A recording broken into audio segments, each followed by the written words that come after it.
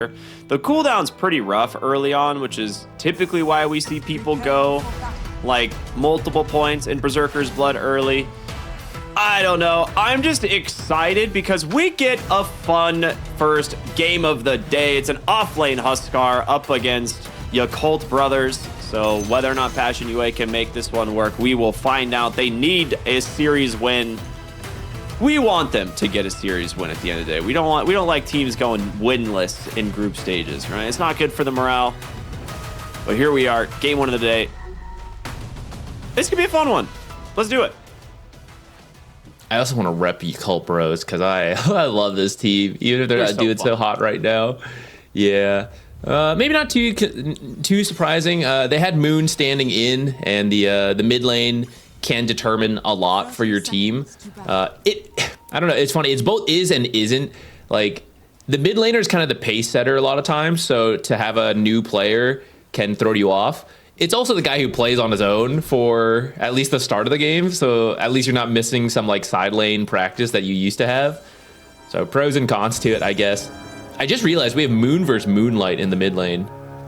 I don't like that. Establish the Lord of the Night here. I don't want that. Make it stop. We're supposed to be friends. So back in the day, during the DPC era, for those of you who are old enough to remember what that was, there was a team in China called Phoenix. There was an offlaner called Phoenix. And the team that wasn't Phoenix, and it wasn't Phoenix himself, was playing Phoenix. So I had to cast a game like that. And I will never forget.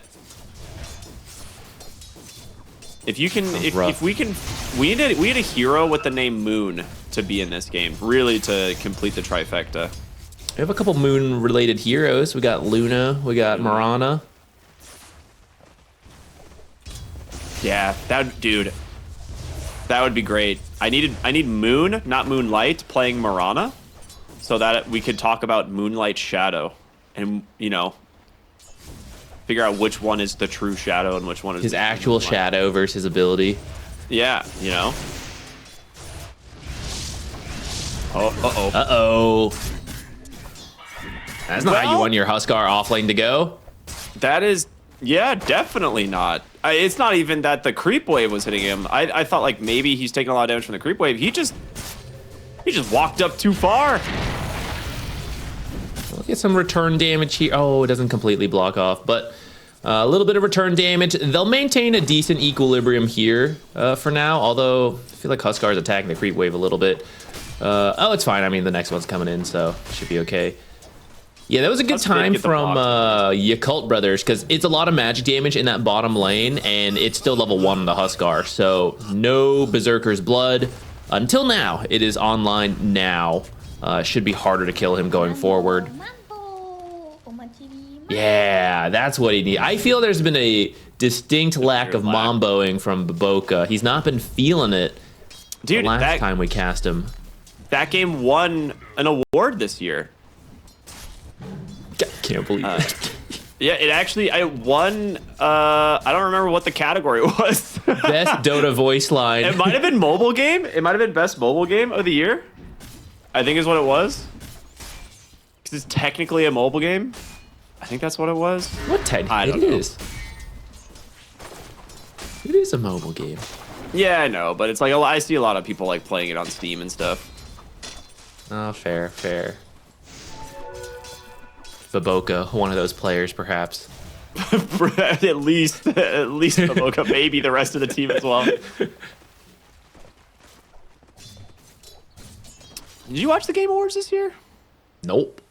I was sleeping for DreamLeague, man. You watched it, then you were like, I'm so tired. I don't know what happened. How did I get here?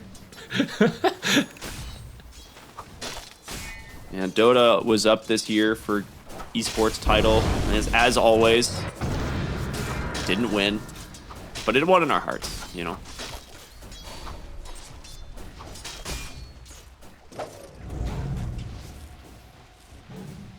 I feel like so far the mid lane going quite well for this Leshrac. I mean, he's got 8 denies, which is not really what I expected. I think you kind of expect to get a decent amount of CS, but the denies are surprising. Bottom lane, you're now level 3 on the Huskar. Despite the blunder at level 1, this is really the timing. You're like, all right, I have 2 points in my Burning Spear or 2 points in my passive. So he opted for 2 points in the Burning Spear this time. I would have felt a little more comfortable with the Berserker's blood, but extra point in W is a little bit more threatening to Fly. Might be his goal here. Mid lane, Leshrac is doing fairly well, like you said. I think it's slightly Leshrac favored just because you have more kill threat on the Storm. Yeah. At the early levels. Once you're 6, then you can kind of do whatever. But I think to make sure you respect the threat of the Leshrac, who has opted for 3 points Diabolic Edict.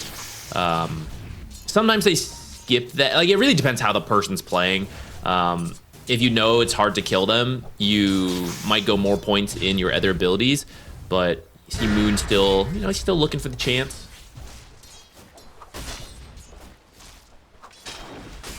This offlane of Yakult Pros for Zeal, like we said, Pangolier has been one of his most played heroes for a long time. I want to say he was master tier on this hero like 3 years ago, legitimately. So this has been one of his like favorite offlaners for a long time. So I'm not surprised to see him doing so well into this lane. That being said, you're not really slowing down Dragon Knight. Like that's kind of one of the reasons we see Dragon Knight picked so early in drafts right now. They happen to catch him with a dagger. They have the Phoenix able to jump in if they want. Maybe going to turn their attention to Cracker, but no, the Phoenix reveals themselves. So just going to play a little bit defensive here.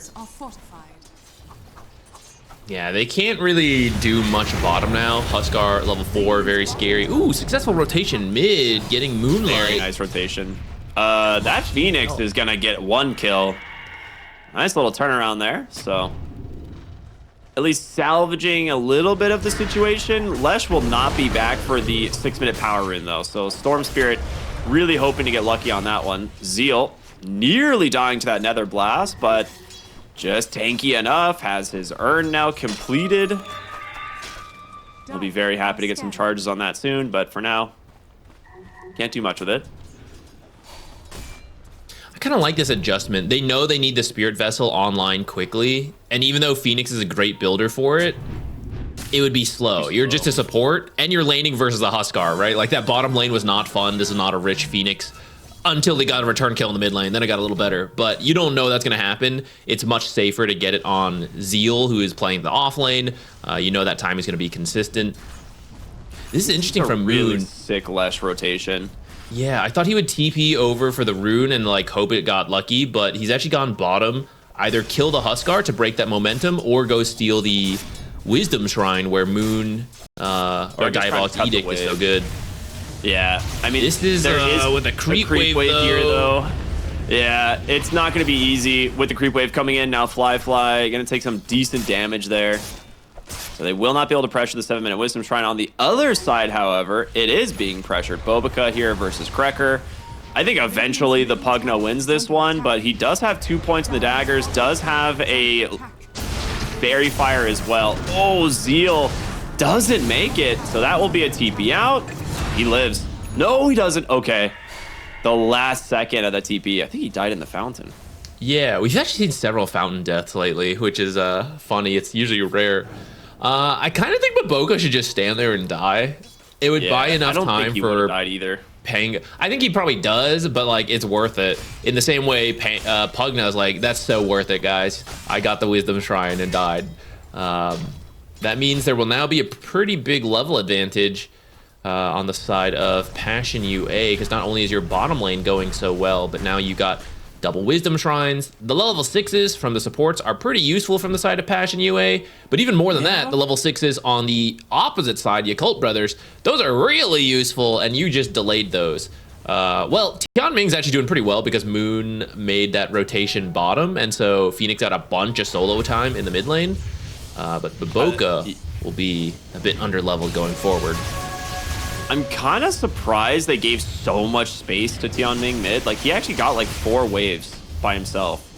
So he's very happy. He has level 6 at just 8.5 minutes, and net worth wise, he's doing really well. Like, he did get CS in that lane. It's not like he was just sitting there soaking and getting nothing out of it. Bottom lane, Juggernaut dies at the tier 2. He didn't TP back there, did he? I think he ran. He TP'd. He was trying to get out. Oh, that's unlucky. I mean, that's like 4 points Burning Spear, I'm guessing, right? Like, that's a lot of damage. Top lane. Rolling Thunder into the Split Earth. Very easy kill. The hotspot damage, my lord. Phoenix, level 7 already. Well, he's going to have to do some heavy lifting since you gave him so much space in that mid lane with the Leshrac trying to kill the Huskar, which didn't really pan out. So Tianming does have to do some work here. I like the choice for the hotspot. I don't think you want to get too close to these enemy heroes to make use of Dying Light. Plus, that Huskar, right? Like, any extra damage you can do to actually finish the job is really helpful. I do think giving the space to the Phoenix is going to end up being the right decision. Just because, like, your Juggernaut will recover. Giving this much gold to the Phoenix, like, he's double the net worth of the other supports. So giving this much gold to the Phoenix should end up paying off. I know we were talking earlier, like, oh, you probably, need to get the urn on the Pango because your Phoenix isn't going to be able to get it in time. Looking at it now in hindsight, if they were going to give this much space to the Phoenix, he probably could have done it. But now he can just opt for some other stuff. So he's going to go for an early Pavise into probably a Solar Crest.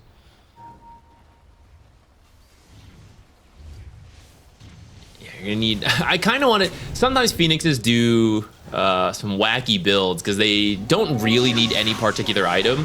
Thought maybe we might see like a Shiva's rush from him, but instead he'll just grab mid, go for the Pavise, which is also useful for these early fights. I mean, we see Passion UA pushing the tempo. They've rotated mid. They've already got that bottom tower. One more tower top, though. I don't think you have to like rush to get the offlane tier 1. You can do it later, like closer to 14 minutes. Can occupy the enemy jungle, which is kind of what's happening right now. Huskar's keeping the lane up by the tier 2. Pugna's here with the catapult to blast this. You actually need to defend this or this will take a lot of damage, and Passion is predicting that as well. They're smoking down here with the Tusk and the Storm. I mean, he's only level 1 healing wards, so he's not healing that much. So they're just gonna Walrus Punch right into the dive here with the tag team. He's trying his best. He does have an Omni Slash in a moment, but that just dies before he can get the cast animation off. So Fly will fall another time here as Krekker continues to whittle down this tower. I mean, he's gonna get it to half HP here.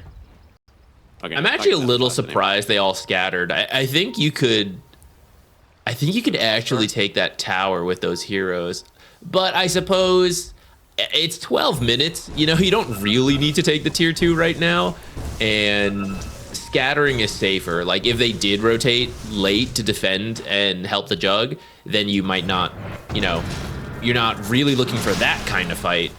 So they just back out for now, maintaining an okay gold lead. Hero or something, not worth it. Yeah. 1K gold lead. I feel like you want a little more when you're picking a Huskar, but especially as your Huskar finally gets found and killed. That's what Moon was looking for earlier. Blink reveal. That's big. That's a really good blink reveal. Which, speaking of blinks, how do you feel about this one? The Dragon Knight rushed Blink Dagger.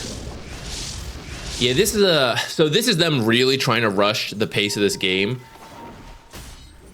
You need to build more than a 1K gold lead, because the alternate build for Dragon Knight is like Mask of Madness Armlet. That's a lot faster farming speed. Usually you get at least one of those, the Armlet, before going for Blink. So to rush the Blink like this doesn't help you farm, it helps you kill heroes. So he's got to start killing some heroes because he's 0, 1, and 0 right now. He just got it, so fair enough, but there's the smoke. I think fine. Smoked up. I mean, getting Lesh would be better than the Juggernaut, in my opinion, right now, but we'll see if they can make that connection. He is heading into the jungle here. They will see him. Moving. It's up to Crystallize. He's just got to find the angle. They know exactly where he is. Yeah, Dragon Tail, Walrus Punch, very quickly will fall to the trio here. Okay, that's exactly what you need out of this Blink Dagger. You cannot just sit back and farm, like you were saying. Yeah, they're gonna need to keep doing that though. Can't be chilling too much. I suppose Dragonite can afford to go Blink since you have this offlane Huskar who, let me tell you a secret, the offlane Huskar build looks identical to the carry Huskar build. What? So you can like trust him to fill that more traditional carry role, try to provide a little bit more utility value that you usually get from the offlaner. So in that sense, it is a good adjustment, but it's still true that, okay, I bought the Blink, you know, I got to get something done with it. The offlaners feel that way as well. If you rush Blink, you best be finding kills. Krekker is in a precarious spot. He does have Decrepify. He's right where he wants to be. Not help him anymore. Okay, now he's not where he wants to be. Maybe he wanted really to nice go kill home. there. Very necessary for Fly, who has had a rough game.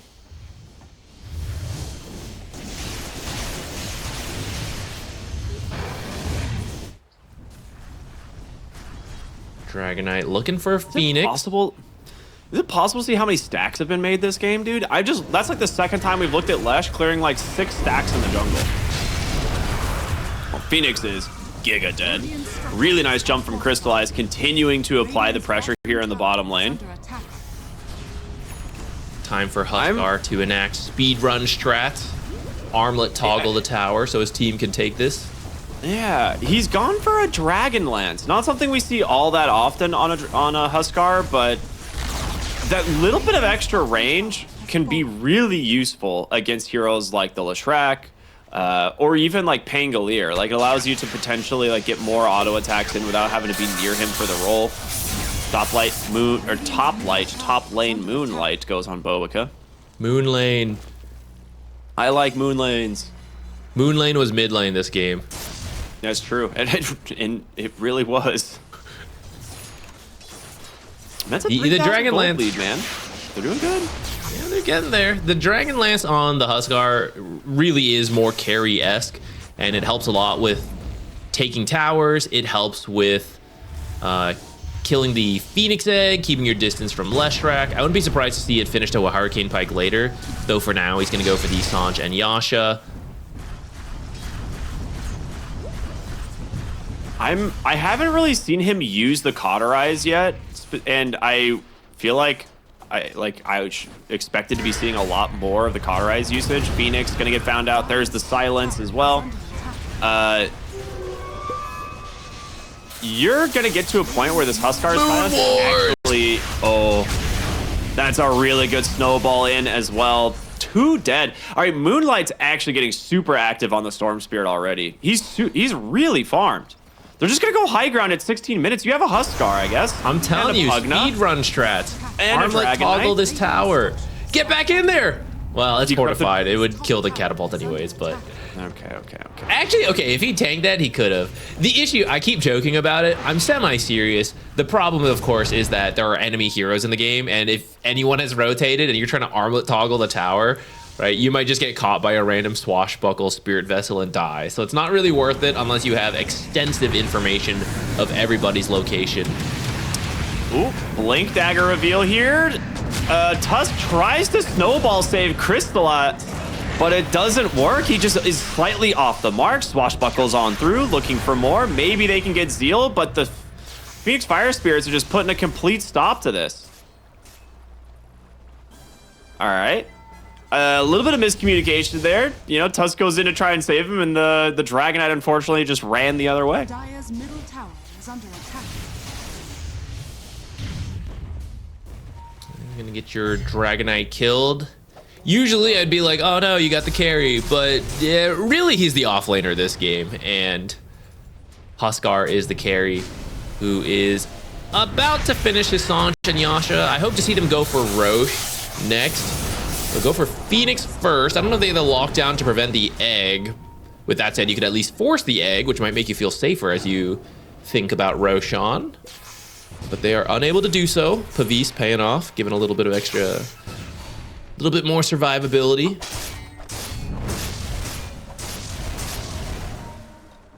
some good. Passion doesn't keywords have in to the mid feel lane. required to do Roche, since Yakult Brothers is not a very good Roche team for a while, especially since they're behind. Crystallized, blinking in, maybe a little bit more than you expected. Yeah, he sees one. He's like, guys, I'm gonna get this thick gank. There's just the whole team. The egg does come out. It will get quickly cleaned up. Good silence out from the Huskar. The shards blocking off Steel as well. The fight not looking super good, but here comes the Omni Slash to take down the Huskar. Moonlight, can he clean up? He doesn't have much mana left, so it will be a 2 for 3, but Juggernaut in some trouble. The Ice Shard's gonna block him off. They've got the Walrus Punch. Fly is dead. Zeal comes in, big shield crash and a swashbuckle to finish off the Tuskar, and he will just TP on home. Zeal is doing some heavy lifting in these fights. In the end, it still goes fairly well for Passion. Crystallized blinking in. Yeah, getting a little scared. But that is his role in a sense, right? Being this off lane, I think that was still a little bit eager. But fortunately, his team is able to carry the rest of this fight. Huskar survives long enough, though he does eventually fall to this Omni Slash right here. Maybe with a better luck, he could have lived there. It's a really big fight for Moonlight though as well. Like he got a ton of galvanized stacks in this fight. Like, yeah, that shield kill really for him. Paid off for him. Tower is under attack. How many stacks is he at? 14 stacks. Yeah, he's at 14. That's what I'm saying. Like he's been getting all of the galvanized stacks. I don't think he's really died. Yeah, he hasn't. No, not yet. 8-0. Yeah, he was having a slow start, or at least being denied a lot. So his level 6 was going to be late, and actually at the pace it was going, he wasn't going to be 6 in time for the rune, which is usually a bad sign for Storm Spirits. But they make that gank, they kill the Leshrac, and ever since then, it feels like Moonlight has been, like, that recovered his game, and he's been playing really well since then. Now going to get the Shard over to the Pugna. Not the best. I think you'd prefer it on the Tusk, but yeah. You are taking it away from the enemy team, which it would have been pretty good, actually. The Spotlight having mischance, very annoying for their lineup. And then the Phoenix Shard is considered one of the best. Phoenix players love that Shard. Ooh, Orchid reveal from Crystallize. All scouted out there from Krekker. I mean, Passion UA is making great map movements. Like, they took the Tormentor right away. They come to the Twin Gate. They are already set up there looking for a hero. So a little bit of a, you know, potential misplay from Tianming. Maybe he should have expected a Twin Gate rotation, but it's hard to say. Like, they're missing a lot of vision on the map. They've got one ward currently. Oh, you don't need a ward to know that Huskar, after getting a kill bottom around 20 minutes, he's going to be thinking about Roche. So they're trying to push out the other lanes in the meantime. I see some rotations going on to try to punish this.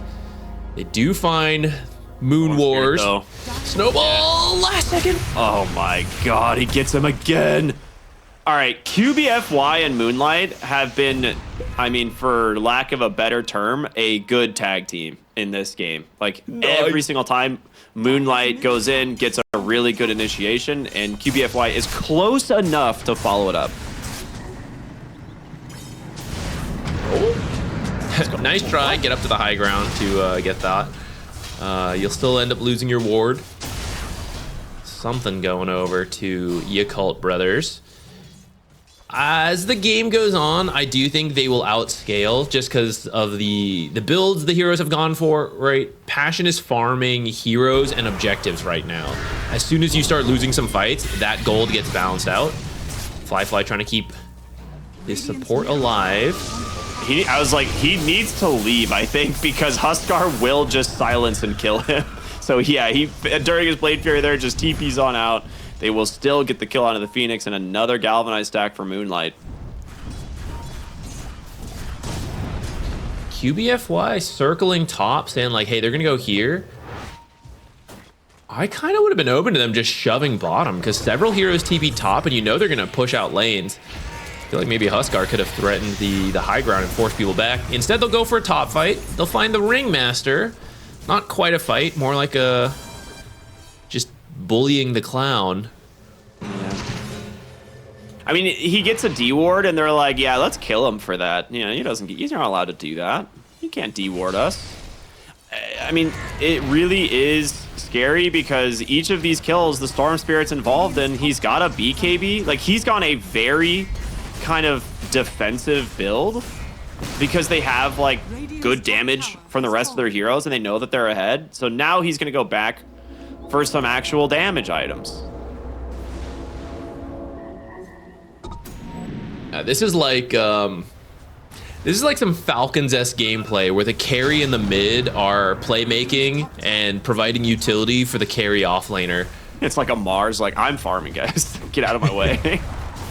Yeah, I'm not convinced Amar would be here taking a tower. I think he'd be farming somewhere else. Yeah, with the Huskar having Aegis, he's delaying his BKB. I thought like earlier he'd go like third item BKB, but he actually finished SNY into the Hurricane Pike, now going Satanic. So it's like he's really giving himself plenty of time to get there, but the Aegis is allowing him to do that. So he's still got 2 minutes left on this.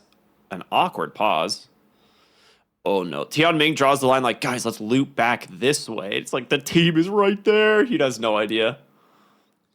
Fortunately, both teams are smoked up, so no one like sees someone else and is like, oh, that's bad. With that's actually okay. Well, you can't click things while you're paused in these stuff. You can't click like units. Otherwise, you could see like the melee creeps actually have the arcane boot aura on them, but there's no visual on the creeps, and I don't think you can select them in the pause.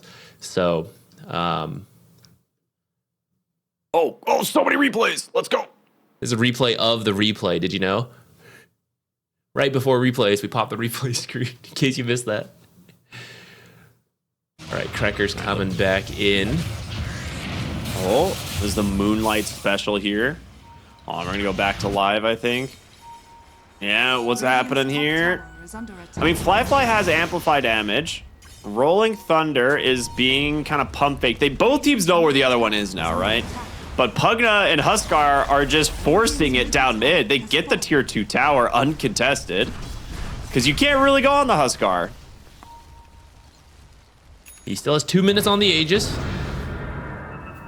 Gonna hold this triangle, knowing that the whole enemy team is missing, trying to find something here. Some careful positioning.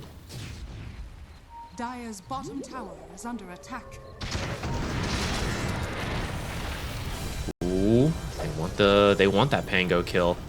He has the Ags. That's a good amount of damage in these team fights. Didn't get to go to Fusel though, since he had to get the Spirit Vessel, so maybe a little less damage than we'd usually see. Good old hotspot. Just a lot of damage. He can cauterize this here is the thing. That's where I'm getting a little bit like wondering why we're not seeing it that often. But they will go ahead, end the Phoenix Sunray. They're not going to commit for the tower. It's like Phoenix puts like 2 debuffs on you with 1 spell because you get like the mischance. So it's like, I feel like it's pretty worth it to just cauterize for like 50 HP. But I don't know if he doesn't want to get rid of the cooldown. Though. I think the number one thing he has to remove, because he doesn't have BKB or Satanic yet, is the Spirit Vessel. So until that comes out, I don't think you can use it. Especially because you're not required. Like, that wasn't a make or break fight. It's like, oh yeah, we just back out. You know, no big deal. They still get 3/4 of the tower. You know, it's good damage. And you might cauterize yourself to try to like, no, I really want to do it right now. And then all your creeps are dead because Sunray is AoE, right? It's killed everything else. So I think it's fine. They're going to step back a little bit. It does mean the Aegis will expire here in about 5 seconds. So Yakult Brothers successfully weathers the storm, though their towers are a bit battered for it. They haven't actually lost any. Or, you know, the tier 3s, they've lost all the other towers. Uh-oh, Moon. Just used his blink. He's going to walk right into Moonlight. Uh-oh. No Mirana, but still invis. Somehow Moonlight ends up getting Moonlight Shadow. I don't know. Someone might want to look into that one. Very nice kill there for the side of Passion, taking down Leshrac, who is a big part of their team fight damage. Like the blink into Diabolic Edict is how you pretty much find these backline heroes, but They've done such a good job at finding him this game.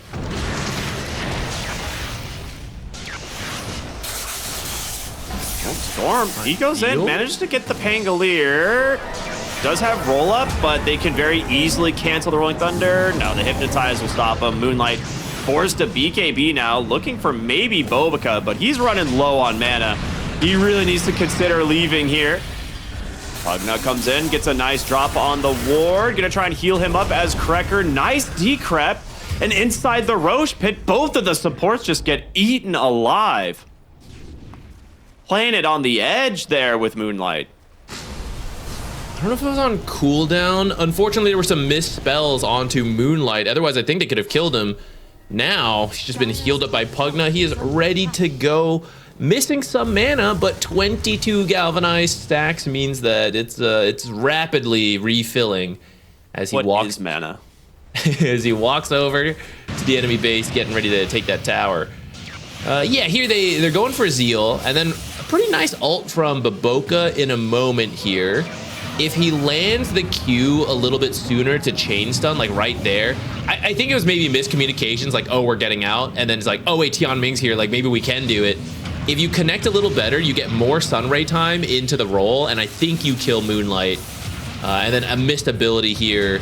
I guess he was actually decrepified, so I suppose he would have lived anyways. Yeah, Krekker coming in clutch, though, with the decreps against the Pango. One of the reasons we saw it picked into the Pangolier, Very true. His hero's entire kit is physical damage, so really good stuff from him. No Aegis, but the BKB done on the Huskar. Decided to finish that instead of the Satanic. I actually really like that decision, but he didn't BKB, and he instantly dies because a great initiation from Zeal put a stop to it. Now they'll look for more, looking for QBFY. 2 dead on the high ground. Yakult I mean, those are some great kills for them. Bit of a mistake from Passion. They wanted to push since they had gotten those kills earlier, and I think it's fine to push. I think you take the tier 3 and, you know, you maybe get the range barracks and get out. They hang around too long, the supports come back, Yakult takes the fight. You could have just lost Roche there. They're very lucky that this was not an instant Roche. Otherwise, Yakult is now farmed enough to steal that away, and then your game plan's kind of dead. Passion, I think you would see, you know, not to like knock someone when they're down, but that is kind of what separates the teams, like the top tier from the lower tier teams. You would see like Falcons back out faster there to make sure they get the second Roche, and then go make the play, like push the limits after that. There's much less risk that way. Small decisions like that end up being like actually quite big decisions, which can affect you in the long term. And it's how, you know, the best teams consistently win series, even as they drop some games here and there. There's a 5-hero smoke bottom looking for probably the Dragon Knight. They know that he's down here. The question is if they find him or not. If they blinks out the smoke, he should be able to get the BKB in time. He doesn't press it. And that's it. Just like that, Diabolic Edict plus Rolling Thunder gets another huge kill, taking down Crystallize. And QBFY stuck here. He TP'd bottom in the first place, so he's here for another 30 seconds. Baboka pops the smoke. He finds him. Baboka's smoke breaking is like, wait a minute. I mean, Tusk has a blink, but I mean, you're not getting away from this one. And you said last time, you know, there's, you know, luckily for Passion there was no Roche, but it's up now, and you have 2 heroes dead. The Juggernaut could honestly take this. Yeah, I think they should. I think they should be rushing over to get it. I don't know if they've scouted the spawn yet. They're gonna go for Pugna. Should be a quick kill. And then Roche? I feel you have to go get Roche.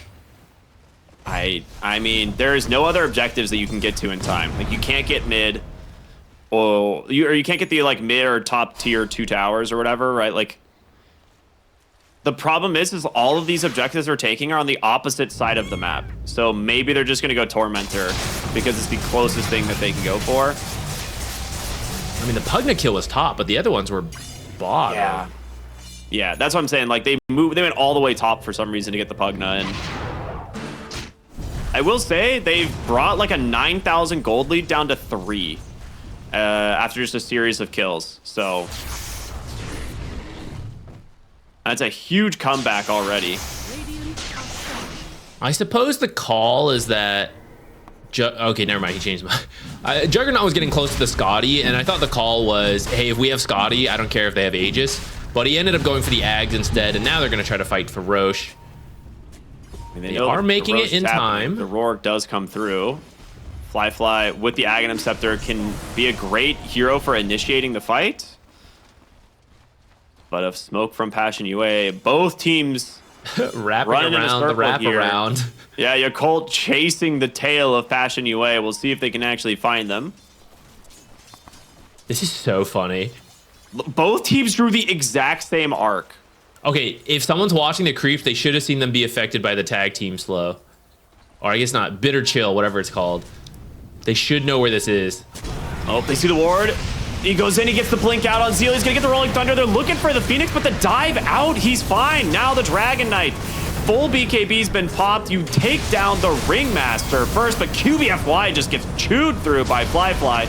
And that was just a Swift Slash. They've got the Storm Spirit as well. He just gets caught by a random Split Earth. They're gonna buy back on the Tusk. They really need to find a win here on Passion UA because their entire timing was built off the back of this Huskar and this second Roshan, and now you're in a lot of trouble. Jump in, a Hex onto the Huskar. He needs to survive. He's not BKBing. He's holding it as long as he can. That gets the Dispel, jumps in, but an Omni Slash out from the Juggernaut's just chewing through Mindlet. He gets out the zip in the last second, and there's the BKB, but the Swift Slash from Fly kills him. It's all over for UA, man. They're getting absolutely wiped in this fight. 3 dead, 2 buybacks, make it a 4th. Yakult Bros, in a matter of 4 minutes, have swung 20,000 net worth almost. This double wraparound, I'll talk a bit more. With this fight, you can see the high ground to low ground is part of the advantage that Yakult ended up with through these moves in the smoke. And with that, they're able to quickly delete a couple heroes. Highlights on the Tusk especially, right? The snowball save is something you gotta be worried about, and they've removed him immediately while breaking up the fight. So then the rest of the heroes were scattered. He tried to re-engage here, but I don't know, you're lacking damage if it ends up being a straight up fight. Because the butterfly on Juggernaut is not dealt with yet. And then the Phoenix contributes a bunch, Leshrac, right? Like, there's so much damage from the side of Yakult Brothers. I think if you do not get the clean initiation and start removing some of them to start the fight, you will just drop off compared to them. Especially because we have more utility builds from the Dragon Knight. The Blink Bloodthorn. Bloodthorn's great if they can't dispel themselves, but as soon as dispels come out, you lose a lot of damage from that. I'd also like to point out that I feel like with Passion UA's lineup, the whole idea is like you BKB and you try and kill one of these important heroes immediately, right? Like I don't think you win the extended fights against heroes like Juggernaut, Lesh, and Phoenix, right? But when the fight broke out, they kind of just split up and held all their BKBs, and it made it really awkward. But if you're able to like get the Juggernaut there, or the Phoenix or something, I feel like you just gotta commit and get the kills. I mean, I think the bigger play, which led to that difficulty in like when do we BKB, how do we initiate, is the smoke wraparound that I want to talk about. Absolutely. This is where Yakult Bros has the more experienced players, and I think the way they navigated that smoke, their positioning was generally better. Like, there were multiple times before the fight actually ended up engaging that Yakult Bros, anytime they would have ran into the enemy team, they would have been in a better spot. So like, claiming the high ground, first the enemy triangle, and then making their way over to their own safe lane jungle, like choosing which spots to end up in with their smoke versus Passion's smoke paths. I kind of understand why they went their path as well, but I feel their path was we are unsure where they are, so we're just trying to get like a surprising angle, compared to Yakult, which felt like they had a much more calculated they're not here, so they must be here, so they must be here, so they must be here. Keep going, keep going, keep going, and make sure we're in a good spot as we go, so that eventually we will run into them and we will get what we want, which is what we finally saw. And now it feels like Yakult Bros has done it. They've weathered the storm. With that said, you're losing your base. Someone's got to get over here. You're gonna lose another barracks to the team you're 11k ahead to. They're all TPing out on the side of Passion UA bottom, so they're gonna be able to dodge this out unless Crystallize gets caught. That would be tragic. He does have a TP, so he needs to leave.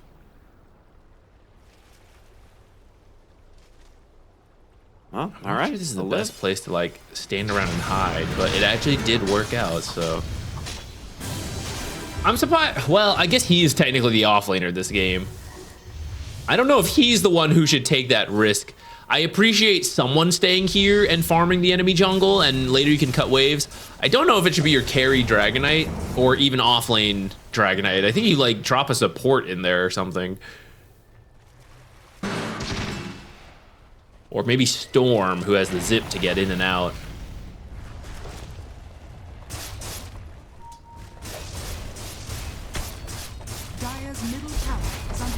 Yeah, right now with a 10,000 gold lead, a Juggernaut who has 3,200 HP and an Aegis, you're not going to have a good time trying to stop him from taking the high ground. So that's why it's kind of like I feel like they're doing kind of the right choices here. They're going and pushing these side lanes.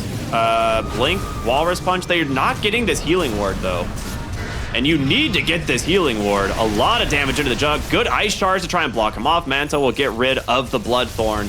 And Fly is still just healing through this so much. Just too many attacks are missing. Yeah, that's what I was going to say. When Bloodthorn is down...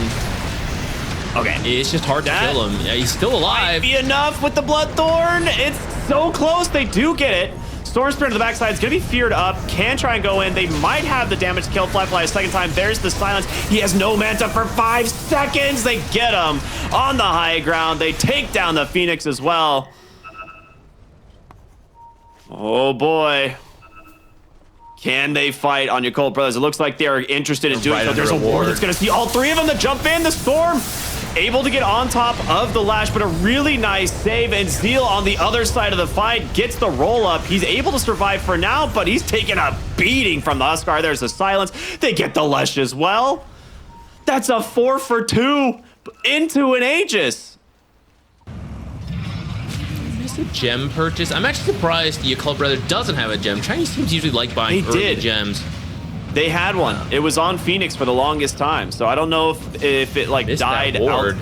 Yeah, it died like here in the mid lane, I think, and they lost it. Gotcha. Yeah, this fight, I mean, the Juggernaut is strong. I think he was a little far forward. He felt hard to kill with the Butterfly.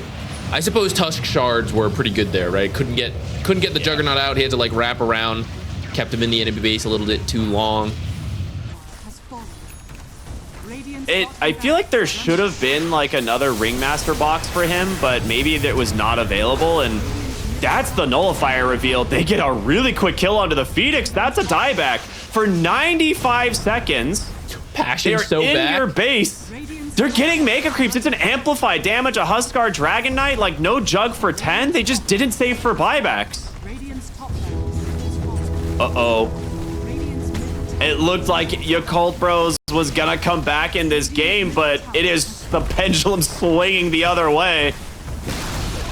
Tier 4s are down, thrones exposed, no fortification available. They are going to all in your throne. Jump in, the Hex out from Moon. Swift Slash comes through into a big Omni Splash. The Wind Waker is eating all of it. Huskar baits out so much of the damage, but they did manage to still get this Dragon Knight. Moonlight cleaning up heroes in the base. He's out of mana though. Can he TP? He does. Somehow the disengage, it's kind of worth it. You got the Lesh buyback, you got Megas. Are they holding? Yakult Bro, so back. Time to push. You see the ping. Okay, guys, time to go down mid. It's our turn. They do have buybacks on Passion UA, though. That's the big difference. All 4 remaining buybacks are available, which for Yakult Pros is going to be real difficult to deal with because they have currently 0. Yeah, without the supports, they feel like they need to push this to get something. It's going to be tough, especially if Dragonite wants to buy back. If you initiate on the Jug and he's in a bad spot, I think you can do it and then go for the win. We've seen this before. He does push him to the low ground. The Hex, however, good force staff to try and save him. They need to get this kill. Can they get him? It's gonna be close. The Wind Waker is the buyback from the Tusk. Switch slash on in. Flyfly gets them. Here come the buybacks though, and you're in deep. Can they kill the Jug? Pangolier underneath the tower. Big stun out from Moon. Gets the Storm Spirit. You gotta buy back for these. This is the last fight of the game, guys. Is Yakult doing this? Wait, there's no buyback on the supports. 3 gold in the buyback for the Dragonite. Storm Spirit's gonna come back. Fortification will buy them some time. Okay, Ringmaster had to go home. There's a million creeps in his base. Oh, Dragonite TPing in. Boots of Travel. He's going to end the game. They're going to try and immediately TP out, but can they make it in time? There it is. Yeah. Ooh, Crystallized. He's going to pop the BKB, but he is in so much trouble. He is immediately dead. How did they didn't cancel a single TP out on Passion UA? I mean, you only got Storm Vortex. You can only cancel one anyways. Oh, man. They were not on the same page, I think. Run it back down. It's time to go, Yakult. Are you doing this mega creep comeback? These are the really tricky situations that are very hard to practice. You can only live through it and then like rethink it of, should I have bought back here? Should I have not? Right? Towards the end, they really didn't want to use the Dragonite buyback. But I think around like 14 seconds, there were some really good cases to buy back. And I think if they had, you would have gotten a cleaner kill on someone like Juggernaut, and then you would have been able to just end the game off of that. Instead, you try to hold it, teammates die, you eventually use it, you die. Right now it's super messy, and you don't feel great even though you have megas. You're probably a little tense here. If you hold on though, and everyone's buybacks come up again, you start to feel a little better. So I think you just need to stall this out. It's okay if you lose top barracks. You still have the bottom lane, tier 2. Can't even get counter mega'd.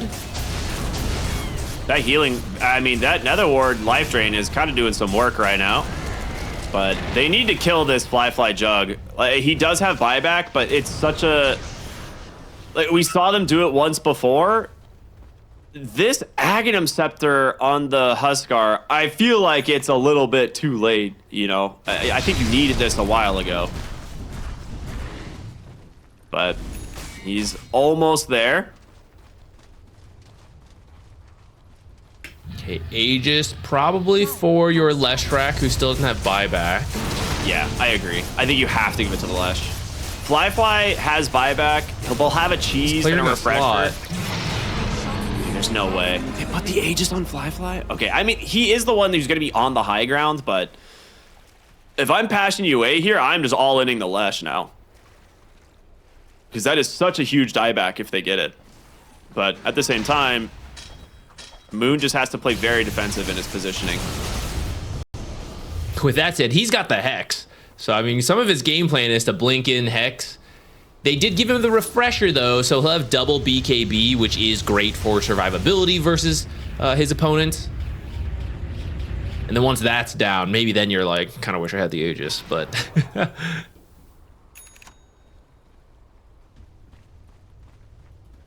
Man, especially if he's the one taking risks cutting waves. That's so scary. Dude, the graphs in this game are incredible. Looking at the...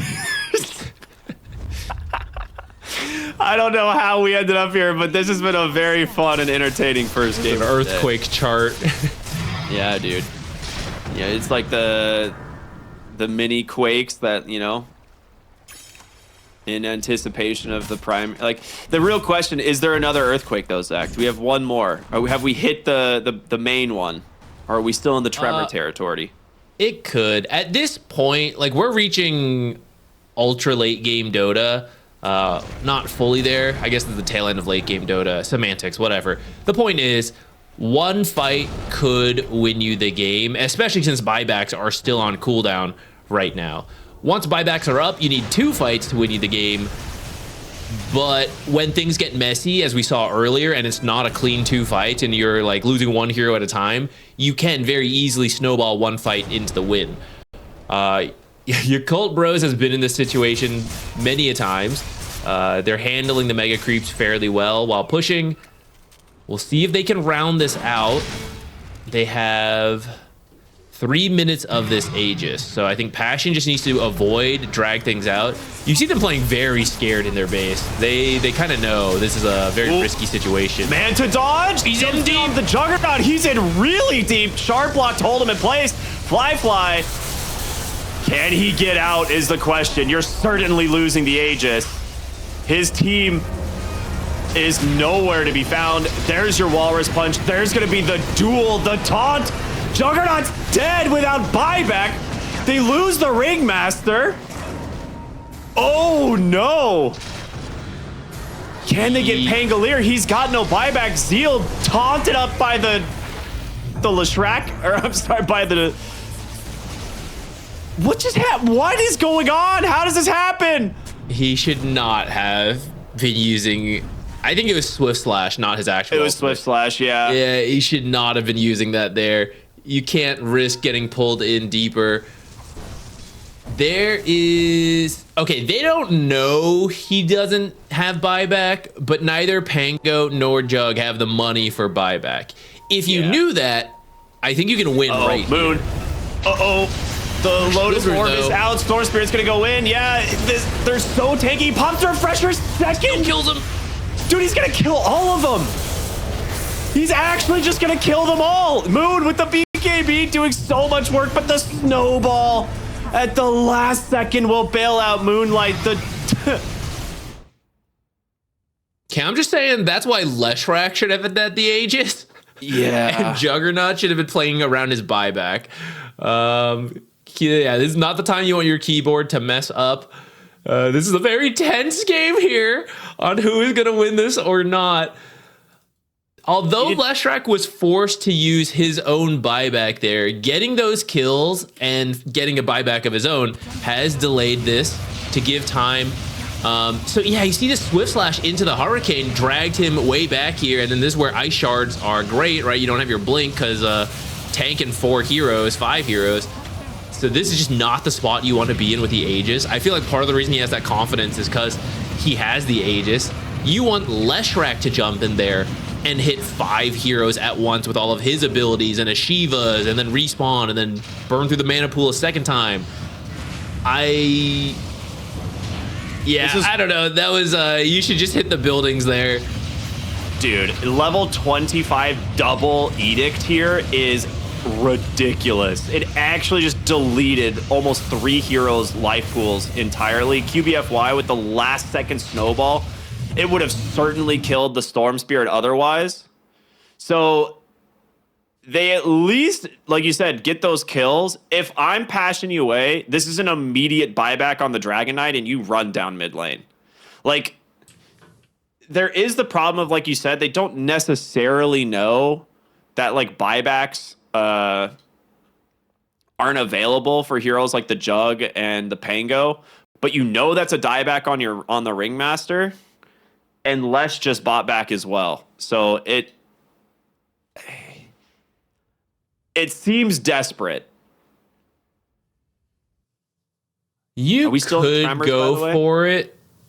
If you were the team that was Mega'd, I think you could make a very strong That's a argument good for point. it. But they have Megas and a tier 2 available. So there is no risk that, oh, we lost the fight, they're now going to Mega us, right? They have to go for the end.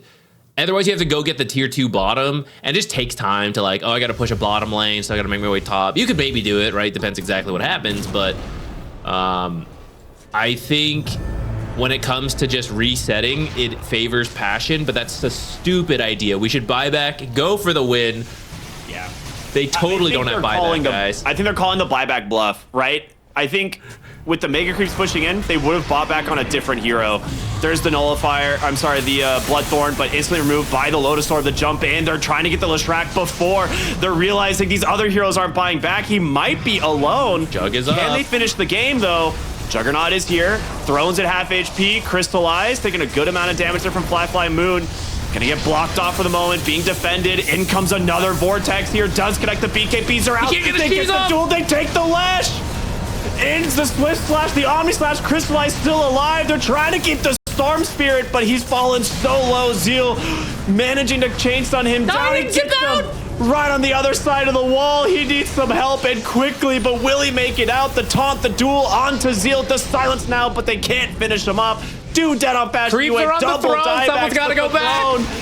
Zeal has to come back and defend. They still have the fortification, but you have 2 big deaths on Passion UA. You need to delay. I don't understand. I mean, it worked out in the end, I guess. Leshrac backpacked his Blink to have the cheese and stuff in there, but I feel like you should backpack the boots because you have to threaten the Blink Hex. That's part of why he gets killed here is because he has to just like walk into all this stuff. So they chain stun him, and then having the cheese, having the Lotus don't do anything when you can't press the button. I think that's where the Blink should be so close instead. Getting cheese. But they do end up overcommitting on him, so they all get hit by a pretty big Swift Slash into the, Omni Slash into the roll. The zip just barely being too short. Otherwise, I think he lives because I think the shield crash was on cooldown, so you wouldn't be able to get over. Instead, Fly has found an amplified damage rune at a very, very dangerous time. They have the banner, no Dragonite buyback because you used it earlier. You don't have Leshrac either, though, which is a bunch of your damage. Yakult brothers getting a little scared here, thinking about this. Okay, maybe we shouldn't have used the banner there if we were just going to run away. But you did get a buyback, I suppose. You'll This take game that. is insane, dude. They're smoking up on Passion UA. They're running right into Vortex, a huge one from Moonlight. Fly is low. Snowball in.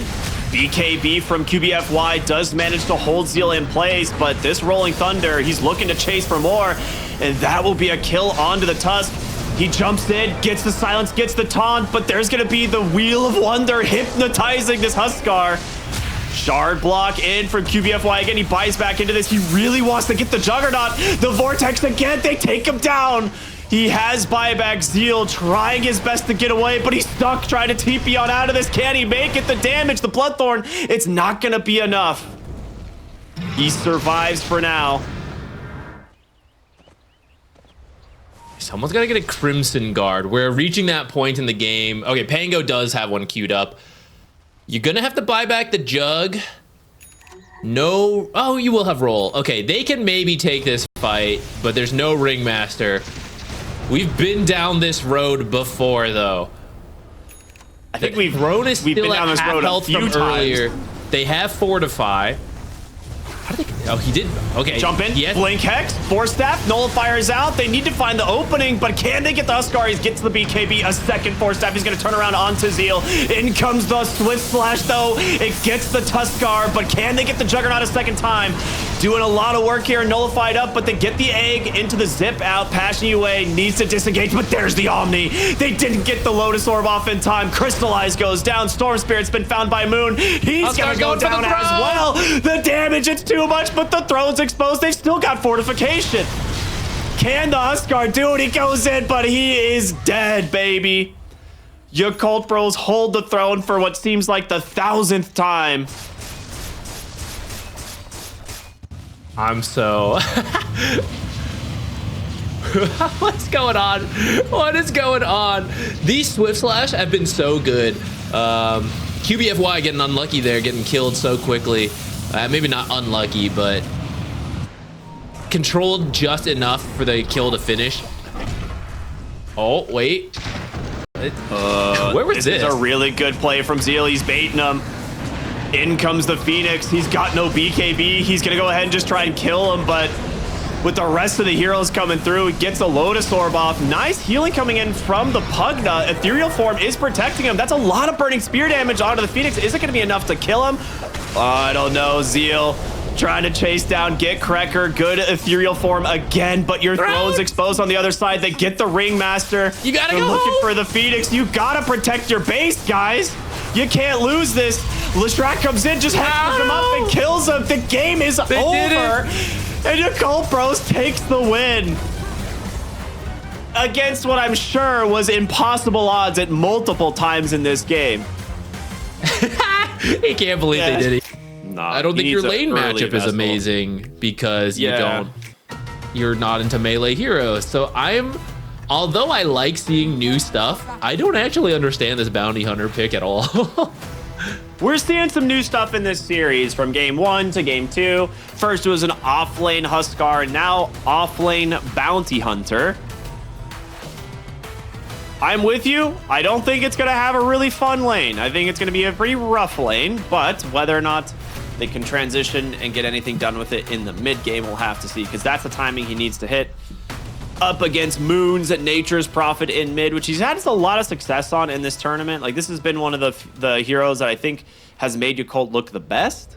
And they get a Timbersaw, man. Finally, we get to see a Timbersaw game. And a Wind Ranger carry, actually. I don't think you and I have actually caught a Wind Ranger carry game, which has been catching on. And, you know, why not give it a go here? These teams are unfortunately knocked out. Still playing for the series win to get the prize money for that, but now is the time to try out some new stuff, have a little fun if you want to. I think we had one Wind Ranger carry game. I'm trying to remember where it was, though. So I feel like I saw it picked into a like they picked a Centaur or something in a Wind Ranger, or maybe they moved it. I don't remember. Now that you mention it, we did see one. It didn't do great, which is why I don't really remember it. Ooh, Shackle does not connect. I suppose there wouldn't really have been much follow-up because it's just a Warlock support anyways. Yeah, it was Runa Team versus Liquid, and Ace went ham that game. That's what it was. Oh yeah, we didn't really see it because it ended in 20 minutes. Yeah, the game was 20 barely minutes saw. long. Yeah. I remember now. All right. This is going to be an interesting lane. Pango versus the Nature's Prophet mid. I feel like this lane's not that bad for Pangolier. The Sprout spam will get annoying, but he can at least get out of Sprout twice and then still has Quelling Blade. So should be okay. Yeah, top lane, although we said, okay, Bounty should have a rough time, they go for that level 1 aggression so they can body block the creeps. Fly TPs to lane. I thought he would go fix it by blocking the enemies, and he knows they're behind him, but he decides to play it safe. He gets level 2 really quickly for it, but now the Bounty is in a good spot. And this is a fairly high armor hero, so although you can poke him, he can also tank it quite a while, especially as QBFY, sniping some couriers. That was before it delivered the regen as well. So one of the things with Bounty, the reason why like this hero technically can be played in the offlane is he has some of the absolute best base stats in all of Dota. He has some of the highest base regen, some of the highest armor, really good base damage. The downside is that none of his kit really helps him lane. Like that's why he doesn't really get picked as the you know, like a core all that often right now. I mean, Janata helps you lane really well versus melee heroes. Exactly. So there's a couple heroes that core Bounty, like offlane Bounty, actually completely guts in lane. Like if you pick a Lifestealer carry, you can just run offlane Bounty into it every single game. Totally fine. Doesn't care. But Wind Ranger Warlock does not really scratch the itch for me. So we'll see how this ends up going. For now, I'm going to stay open-minded. He's CSing kind of well, mostly just because of his base stats. So this guy clearly might know something about the hero if he 24 picks it here. I also think, though, like, part of the reason he's CSing well is because Yakult kind of messed up the level 1. I'm not, like, messed up, but Passion did a good play, and I think Yakult could have reacted to it a little better to get stronger equilibrium, and then the early CS is a bit more favorable. Oh, that's how you get the Janata setups. Okay, you just Nightmare walk them back and let your hero close the gap. QBFY will die in the process as a rotation in from the Nature's Prophet. So this is, honestly, you get first blood, but I think it's bad for Passion UA because Nature's gets a return kill, gets earn charges, and loses no creeps in mid. And we see Moonlight. That's why the Pango can work here. You just swashbuckle out of the Sprout. If you lose the mid lane to Nature's, it's because you keep getting stuck in Sprout and tank all the damage. But this Bane. This smoke wrap here to try and find this Nature's. I mean, Moon has to know something is up because he hasn't seen the Bane. Oh, does he get in range? He does.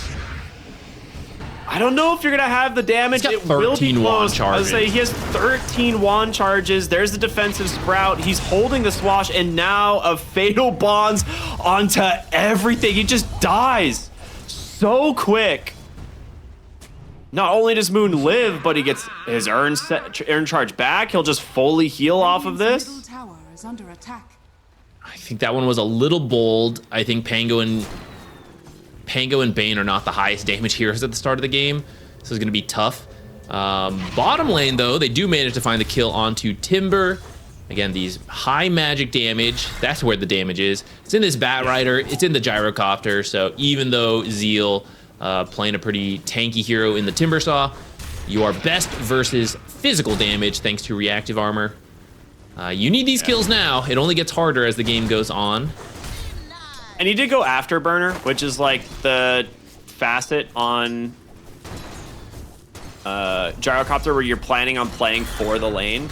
If you go the other one, it's kind of like, it'll be really good in team fights in the mid game, but I'm just going to sit back and farm. You go the Afterburner against heroes like Timbersaw, against, you know, these other like melee tanky heroes that you think you can contest.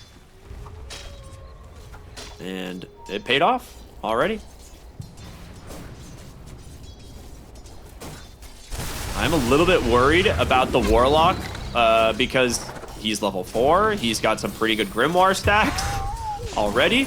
Ooh, TP in from the Nature's Prophet with the Wrath of Nature. Instantly pops Crystallize. Yeah, that Side first lane. blood ended up really not going super hot for them. Yeah, the side lanes are going okay for Passion. I mean, mid lane's even, but Nature's is having a strong start, and he's making use of it, showing up to the sides. He would have loved to show top if the TP was available, but that'll be another kill over to Passion UA. Good rotation from Krekker on the Bat Rider, like knowing, okay, well, they committed bottom. Moon can't come top, like you said, so. Oh, not swashbuckling for the rune. Might regret that one. He would have loved a shield rune there. That would have been hype. They're going to know about that ward for sure. They saw him place it. Yeah, Nature's we'll do it later Prophet. when it's safe. Radiant's turret He was looking for QBFY. We'll get the courier. He is still going to get QBFY. Defensive sleep there onto himself. Does set up a kill, but it's just more and more stacks for the Nature's Prophet. Moonlight here with the Rolling Thunder going to help get the kill with Krekker. The question is if they have enough damage. It should be. Gets him at the last second, and Krekker will live. Boca, not enough damage here on the Hoodwink. Oh, what a flame break. Pops him up to the high ground. And they will be able to burn down this squirrel eventually. Swashbuckle will do it. That's a lot of gold into the hands of the Pangolier. He's very happy after that one. Moon was trying to stand in a way where the roll couldn't hit him, but Radiant spot wasn't the best. Moonlight still connects, and we talked about the high magic damage from the Bat Rider. Topside, this is a bounty who had a decent start. He's already got track, fly. Yeah. Wind run They just need countered by that Nightmare Nightmare. to end. One more auto attack. Okay, it does end up going through. I think QBFY, you need to cancel the sleep there. Let your bounty get the hit in, but sticking around for so long, and this is just going to be a double kill for Moon. He has a Brain Sap, 5 wand charges, as well as raindrops. Is it going to be enough to keep him alive? Wind run Not if he hits it with was the Shadow Word. Wind run was going, I think. So maybe that's why the Nightmare was left going as well, because like you could end it, but then I don't know if Bounty can actually connect on the hit. But yeah, it allows Moon to come in, who we've been saying having a really good game. He had that one death mid just now, but with this rotation and the kill, he's gonna have the Spirit Vessel, especially if he ends up killing Bane here. I think he should sprout in one more second. Bane's pretty He's fast, got raindrop. Ooh, he gets out. The raindrop literally saving him like 30 HP there. All right. Well, Moon's not going to be too upset. He still killed the off lane. Oh, yeah, we see here. All right, I need to see if the wind run ends. So Ends wind run is now. off now. Okay, it could have ended. Yeah. Yeah, there's probably like an extra second you could end. Yeah, I mean, you slight probably misplay. still die on the bounty, but At the same time, that was a track kill, right? So you're pretty happy with that. And live game, they're getting another track kill onto Tianming in the bottom lane. Steel should be okay. Nice try on flame the break. Flame break. That's a tricky one, right? You can't, if you wait to see him throw the chain, it's too late. You have to predict that it's coming and already throw it. Mid lane, they're going for the wraparounds here. There's going to be the Nightmare into the Sleepwalk, Rolling Thunder coming through, Bat Rider coming through, Bounty's going to come in with the tracks as well. They're going to try and do as much damage as possible. Big Warlock Golem into a huge Fatal Bonds. Moon is still alive somehow, but the through and through the Shuriken from downtown will get the kill. Moonlight now trying to keep himself alive here. Oh, the double Shuriken! Oh my goodness, that was sick. All right. I didn't know that it could do that, but that was pretty cool. The chain from Zeal missing. Otherwise, I think they get this Pango kill coming up here. Downside to Nature's, you're not a really mobile hero, so they initiate with nightmaring him under his own tower, which is usually not great, but they just have so much magic damage, they end up killing him. Pango, I think, should die here, but this chain is what misses. Yeah, that chain missing is rough. Did any of them cut a tree? I actually didn't notice. Maybe. I think the angle looked just a little bit off to me. I don't know if there was some other tree there. This is where, like, through and through on the Bounty Hunter is terrifying. He throws the Shuriken. I don't know why it targeted the way that it did, but he threw the Shuriken. It bounced to a Warlock going through a tracked Hoodwink and then comes back to the Hoodwink and kills her. It just did like 700 damage to her instantly. That's a big sleep here in the top lane. Oh, the Nightmare, not again! Oh, that's a disaster. All right, there needs to be a little bit of a communication update on this whole Nightmare scenario, because that was a nightmare for Passion UA instead. Yeah, that was, if you end it and you get the Janata through and through, you're done. Like, that's the kill, you're out. Well, mistakes aside, they are playing correctly around picking the Bounty Hunter, right? Like, you do need to play fast. You need to be looking for these kills in the tracks.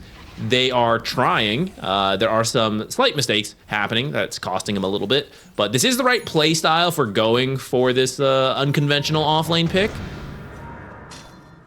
They see the bounty here. They know there's a ward.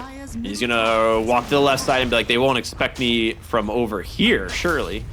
No, they'll just commit for the mid-tier 1 tower. I agree with you. They are playing it correctly. Just a lot of aggression. You have to on the Bounty Hunter. And you have Fiend's Grip on the Bane, which they haven't had up until now. So some of these kills may be easier now.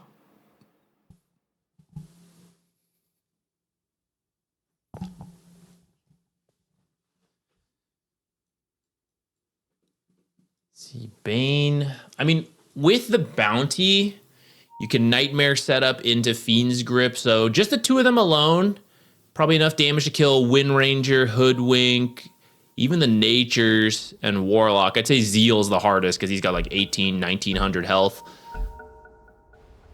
But everyone else has to be really scared of that. Maybe not that scared. Here comes Moon, straight in.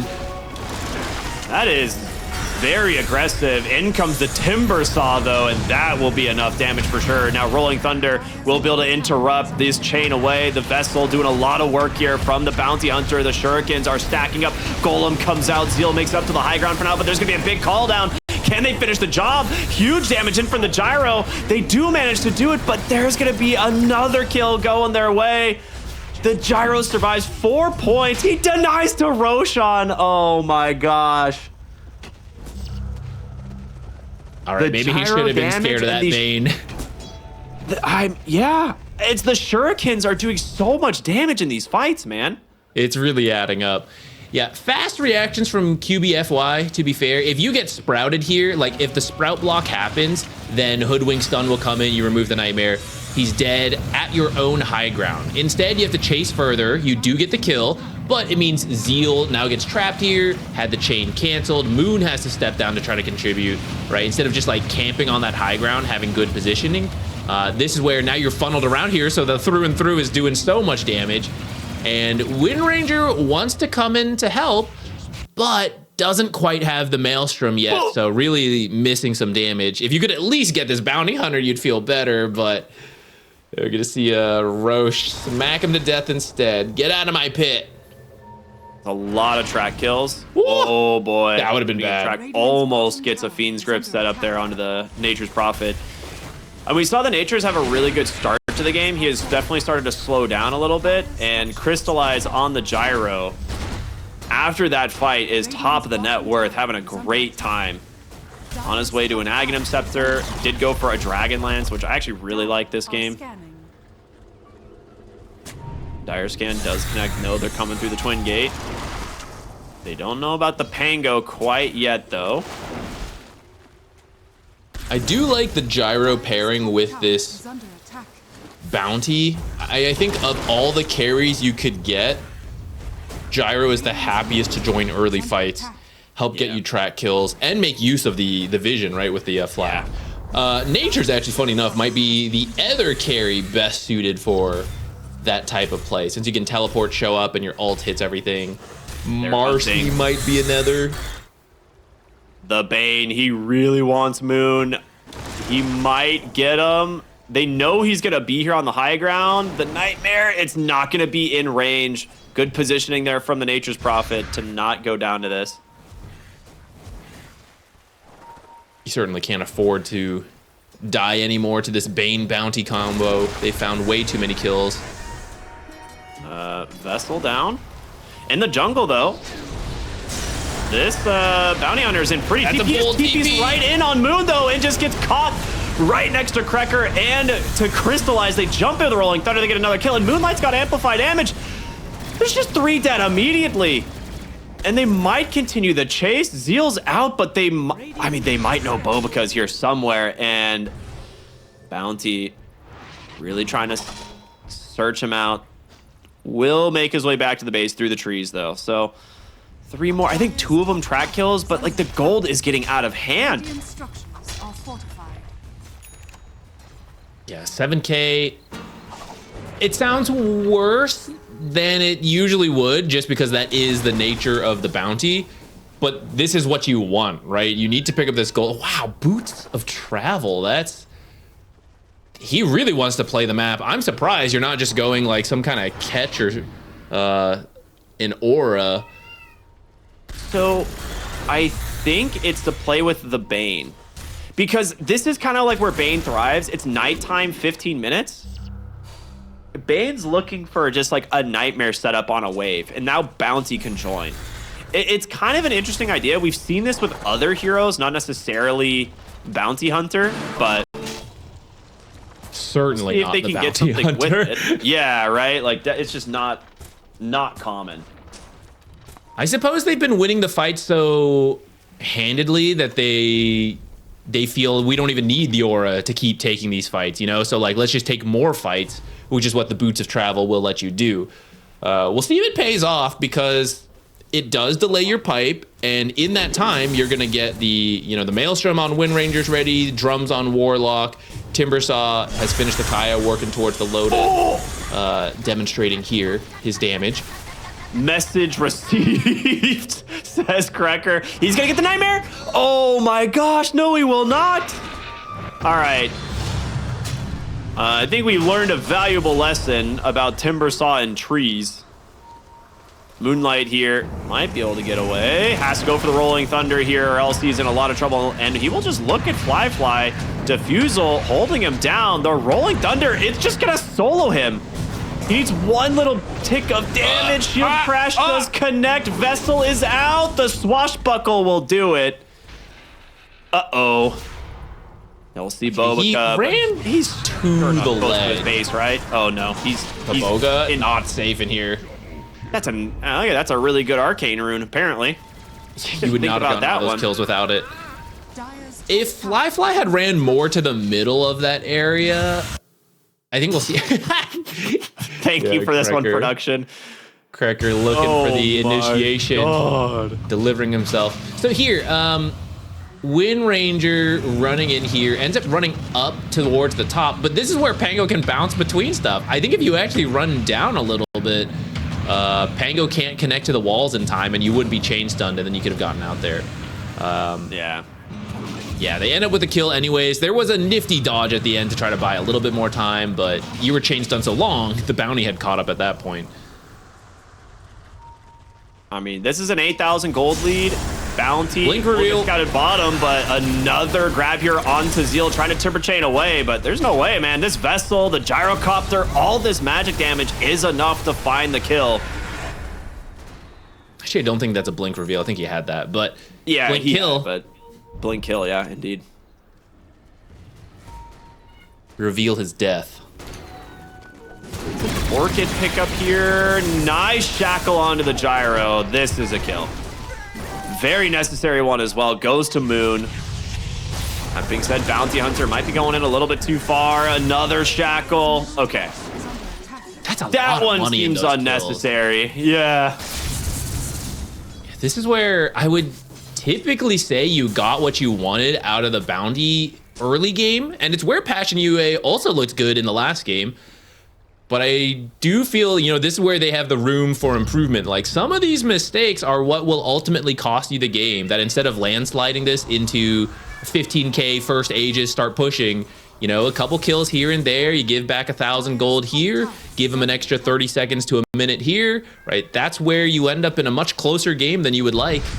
And the boots of travel not paying off so far. Quick Fiend's Grip, but the Golem comes out. The supports had never left. In comes Rolling Thunder, however, from Moonlight. Nice Nightmare catches.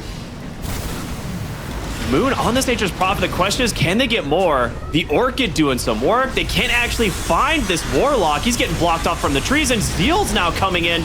Gonna kill them both. It's up to Crystallize. It's up to the Bounty Hunter. Can they get the kills? The Flat Cannon will do it. It's a double kill for the Gyro. A 3 for 3 at the end of the day, but 2 track kills. This is where, if you did have the pipe, like, that fight was okay at the end of the day for them, but if you have the pipe, it goes more one-sidedly, and you have some teammates that survive.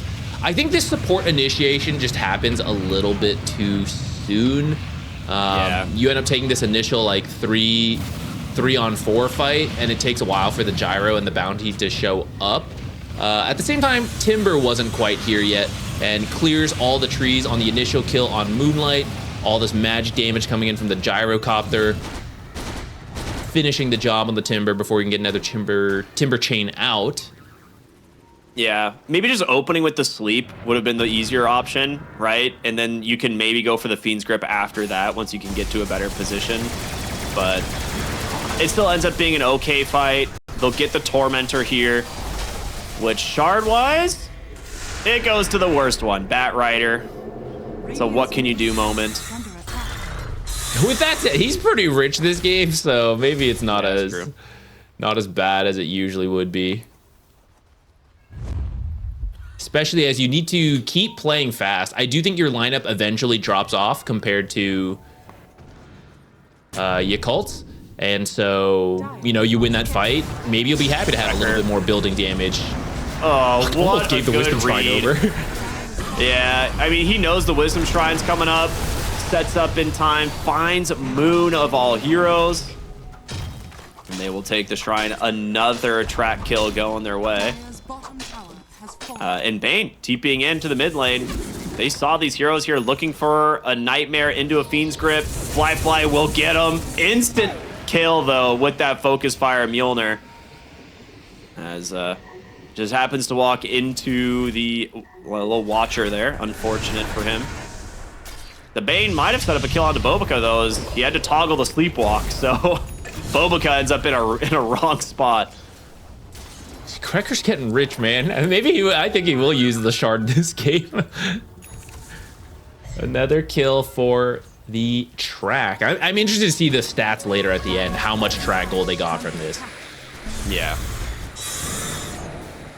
I really wasn't sure about that pick, but it's done a lot better than I thought. Props to them for the way they're playing. If I had to guess right now, it's already like 4,000 gold from the track. That feels about right. It's been involved. 5, 4, and 13. May cursed him. Looking pretty dead here. Well, that's a really nice kill from Fly. The dust into the shackle, but they are going to go ahead and try and punish Bobica. Blink into the lasso. Very quick kill for Crystallize. The question is, will they find more? I don't think so. It looks like the rest of them should get out. You do have Rolling Thunder and a Fiend's Grip, though. You're going to see a Courier, maybe? Okay, no, they turn it around. Really good heads-up move there. Will Moonlight walk blind up onto the high ground? He does. He doesn't have roll-up, though. Swashbuckles away, but he's taking so much damage. The Golem comes out. No Rolling Thunder. I don't think you can do that without the roll-up. Or without the team being a little closer. I'm not sure what you're checking there by blinking up. That's like, oh, smoke on smoke team fight, reveal the whole thing. But your team's not there. Yeah. I mean, I guess reality is he didn't think they were there, or he thought one hero was there. So bit of a misread on the map state. Moon maybe making the same mistake because he was not expecting this. I mean, this bounty has just been feeding on the Nature's Prophet this game. Yeah, getting close to his BKB. It's going to be very hard to kill him after that.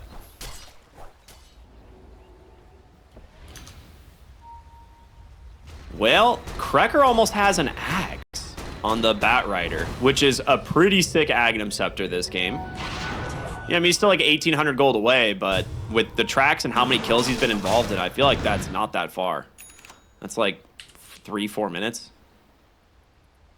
Yeah, this was why Bat Rider was broken and everyone was going for him, because he was just so good. Rush the Blink, 4-staff, Ags build, and it was just insane reach. They nerfed him several times, and that's why he dropped off. But the nerfs were to his earlier laning stage and overall stats. The build itself is still really strong, and now he's gonna get there. Usually it was delayed because of those nerfs, but now thanks to the bounty, it's faster than ever. So with it switching to nighttime here, I think this is where Passion UA is going to be able to build a lot of momentum again. The Radiant Scan is going to catch the Wind Ranger. Nature's just TPing onto the wave. Uh-oh. Who's going to find who? They get the track on the Moon. There's the Blink, the lasso. It's going to pull him in so deep. They have the Gyrocopter here. The Bane's ready to go at any point. He tanks the Sharpshooter, which would have killed the Bat Rider, but for now, he survives. They managed to get the missile. It's looking for Bobica. They will get the track, and with that, a double kill for Crystallize. Cracker playing on the edge here. He's going to go all the way back to the base. Trying to make his way back out onto the map.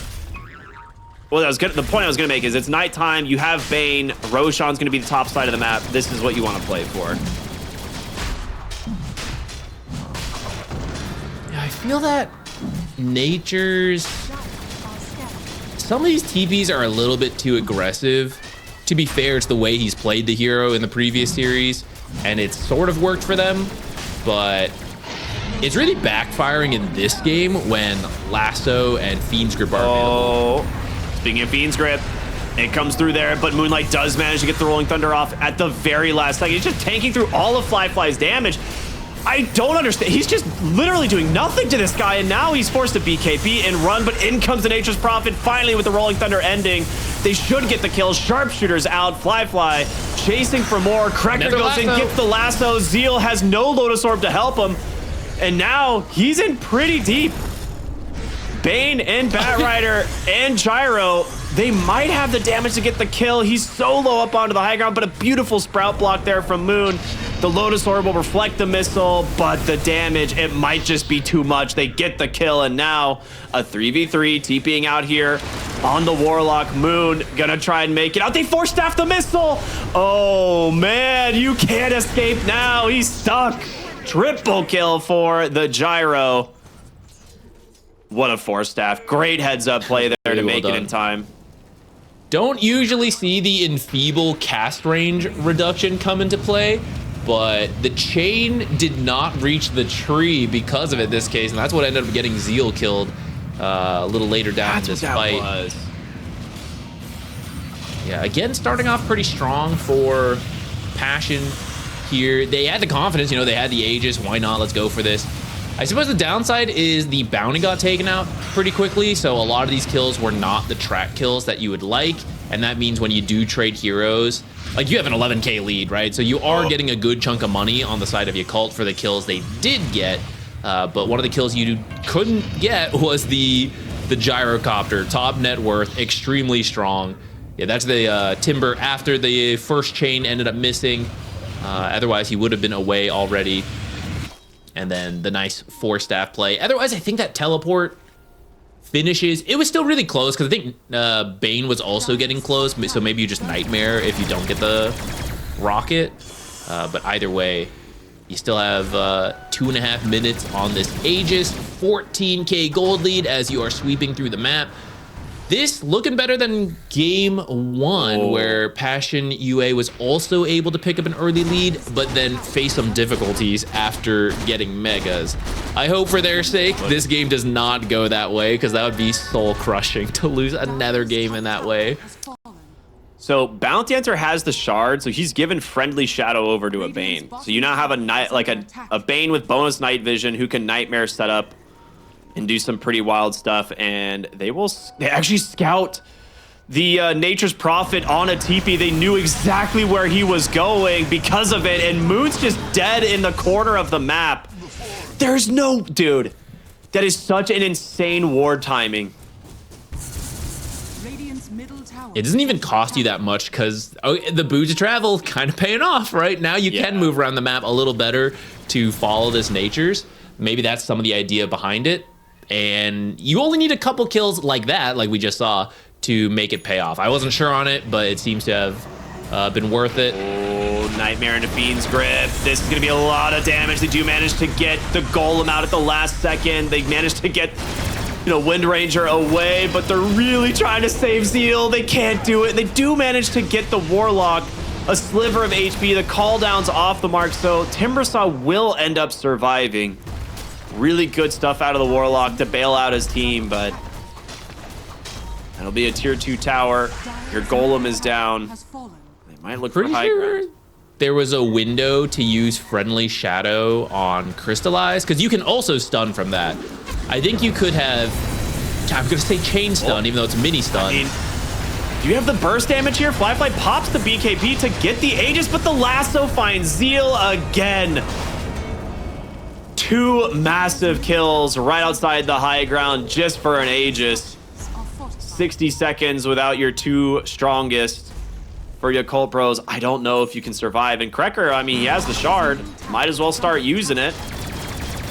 The Yakult game plan is to not hold and then to hold after the megas. I see. Certainly can't defend mid. I think you can just head top next. There's still 30 seconds on the death timers. Moonlight already here tanking it on his own. Batrider shard paying off. Look at that building damage. I'm sure he is contributing more than the 20k gyrocopter, 25k, sorry. I'm sure it's helping out here. I mean, Batrider's shard is a pretty substantial amount of building damage. You just don't see it on support because, you know, Normally you go the arsonist facet if you want to do damage to buildings. Yeah, you're usually not in this situation. Lane of racks, yeah, and a secondary melee barracks, but they're fake backing. They go for the smoke. They're heading straight into the bottom area. Kind of guessing where Yakult Bros might go farm. Cracker just goes and gets a lasso onto the Wind Ranger. How does he find him? It's just blind.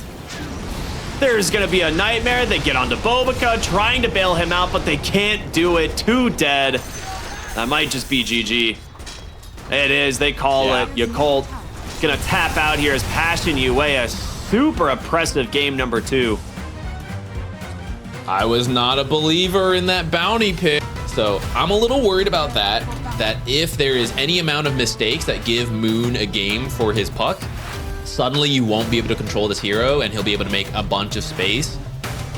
Maybe it'll be a little awkward since the supports, we were saying the coil combo with the supports, even with a free puck, will be a little weird, but I think they could do that.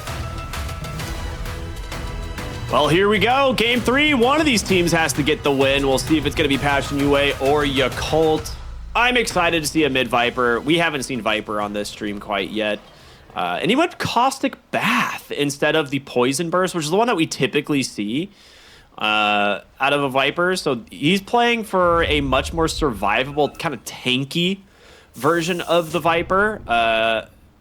I guess you're against puck mid, like you're not going to be getting a ton of poison attack stack, so maybe he's playing for max Nether Toxin in this game. And just playing for, like, you know, wave clear and kind of farming with it. We'll have to see. It's an interesting choice for sure. I mean, the break is pretty good this game versus Axe, Abaddon. Or sorry, what am I saying? That are on his team. I'm looking at his own team and like, I meant the Dragonite in my mind, but then I started listing heroes on his own team. Break would also be good versus them. That's a dead Jakiro. First blood to the Viper. I mean, they tried. It was 50-50 who was going to get it, but this one will go to the Axe. 1 coat of blood stack for the lane. He's unstoppable now. I mean, to be fair, that's what, like 0.3 armor or something? We were saying it feels like a lot of the game's tempo has been decided in the Yakult Brothers safe lane, Passion UA off lane, and you just got a first blood. Okay, here we go. I was thinking in the downtime, I haven't been seeing enough spam from Yakult Brothers. They feel the strongest when Mambo is playing non-stop, but they've moved on to Monster Hunter stickers. Oh, yes, I love the Monster Hunter stickers. This Viper needs level 2 so bad. Taking a lot of damage from the puck. Once he has it, it becomes a lot easier. Yeah, it does go for the armor here to try and survive, get a little bit of magic resistance against the puck. Also just helps him push the lane.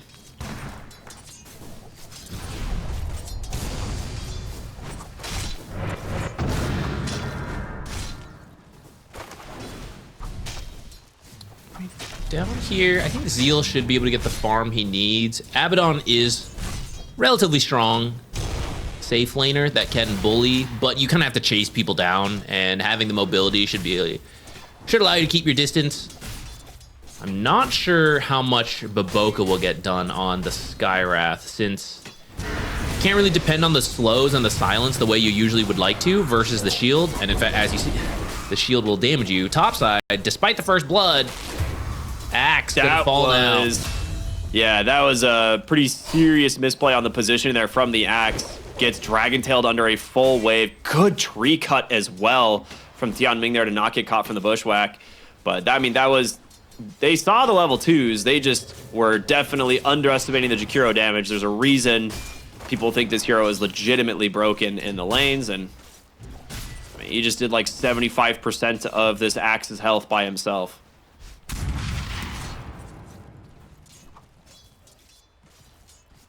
I don't think he's gonna do it, but when we were casting Yakult Brothers qualify to this DreamLeague, that was the middle of the Helm Dom meta, and Baboka was just picking any hero and building Helm Dom, and Skywrath was one of the ones he was doing. He did do it on Skywrath twice. Yeah, you don't really need a bunch of items on Skywrath. What you want, like, your abilities cover your early game, and then you have great late game scaling.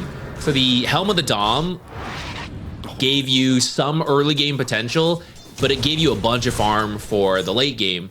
It got nerfed since then, so I don't think he's going to do that. But it's also pretty funny. It's Baboka, you know? So I think, you know, maybe there's a shot. Maybe he'll do it. They do manage to get both of the Lotuses, so that is at least going to help the side lanes a little bit. Lane-wise, kind of even, right? You do manage to get that kill top lane onto the Axe, but you're not slowing down his farm too much. Mid lane, Puck's free farming as well. I think overall a much better start to the lanes here for Yakult, which is something they desperately needed.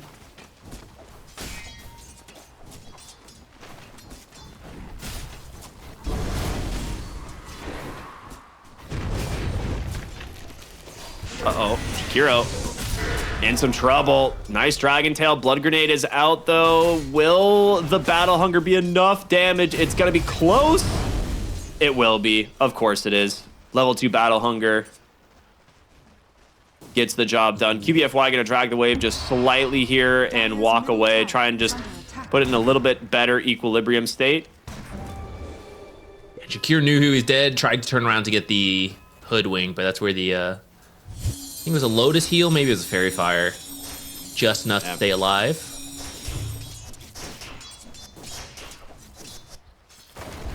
Alright, Axe has the phase boots on the way in the courier. I think once you have that, you can start creep cutting, and this lane that has been a bit tricky, thanks to the strength of the Jakiro, will get a lot easier once you can avoid the Jakiro. Simply phase boots away, creep cut. And just Dragonite is a sturdy laner, but not the fastest farmer. So as you start farming jungle camps and creep waves, it's not easy for Dragonite to keep up with you. Though you won't die since you're so sturdy compared to like a weak carry who has to tank creep wave after creep wave.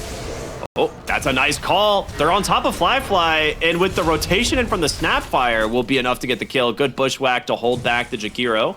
Another Battle Hunger is down, and they might go for the dive. He is going to go ahead and get the combo onto the Axe, but with Krekker here, a good Scatter Blast from downtown. A couple more auto attacks from the Axe will do it. Now Moon TP's in on the Puck. Will go ahead, get the coil out, a bushwhack, buying some time, and Moon is out of mana, trying to bottle up maybe to find Krekker, but he's just dodging him in the trees for now, and Axe he's not that far. Okay, they will finally get the kill. And a Battle Hunger now onto Moon. He's going to need to get this deny. Yeah, he gets it. All right, nicely done. Fly was not expecting Axe to take the call, because he just walked into the creep wave, but he was willing to level up the ability to get the free kill. And meanwhile, the Viper got level 6 mid and solo kills Bobica, right? So they tried to go mid and soak some XP on the... Oh, he has an Invis rune. I was going to say, that phase shift means, you know, Viper strikes coming out, but no, he has an Invis there to dodge it out, so Moon will be fine.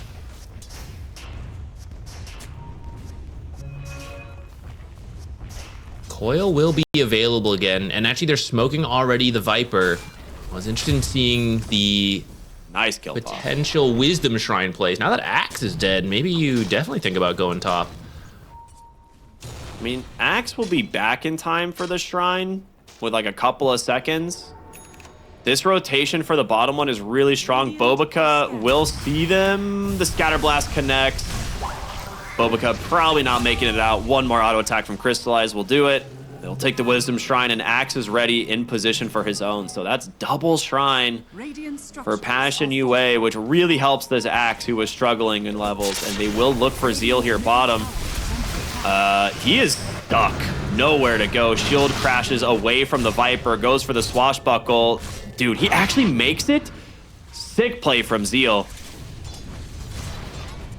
Still, you lost both Wisdom Shrines, and these are very level-dependent supports this game.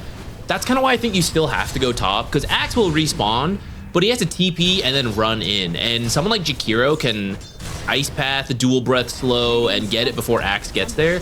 But you also know the enemy is free to go try to steal yours. And Well, you can try to fight them there if you want, but it is an early game Viper, so if you want to dodge it, you have to steal the enemies. Yep, nice coil mid lane here. Quick kill onto Krekker. Good stuff from Moon. Trying to stay active on this puck. Top lane. What a bushwhack onto 2. They're going to burn down the Jakiro. QBFY actually takes the kill. Axe going to ping him deserves. about... Yeah, he's gonna be like, where's my blood stack? Thank you. Hoodwink 5.5 already, thanks to being 1-0 and 2 with 2 wisdom shrines. Compare that to Baboka, who just hit level 4. Yeah. Snapfire also 5.5. If he gets sharpshooter like within the next like minute or so, they could very easily just kill Fly with a single call.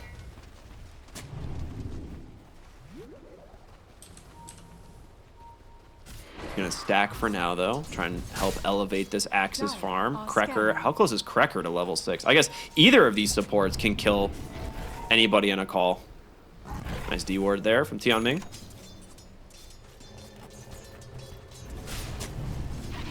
I am a little surprised to see 3 points in Battle Hunger for the Axe. It is a build sometimes people do. And I guess like Skywrath is low armor, but then the enemy carry is very high armor. I feel like it's not as worth it. I mean, Battle Hunger is just so much damage. And like you eventually get the Shard as well, which is like, you know, you're one of like your primary farming tools. I guess so. I'll tell you what, if you're gonna do it, you gotta pair it with this Phylactery, which is what he's doing. This is a fun build. I don't know if I think it's great, because if he doesn't build a Blink, I don't know who is setting up for Snapfire, but it's a fun build.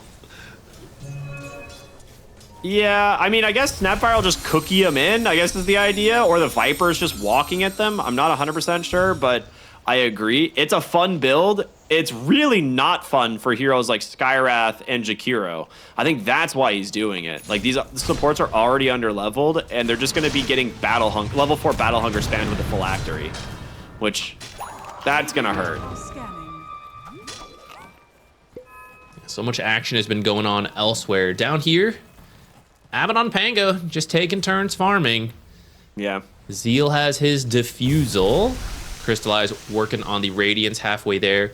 If you can start making some plays down here, try to kill the Abaddon, slow down his farm.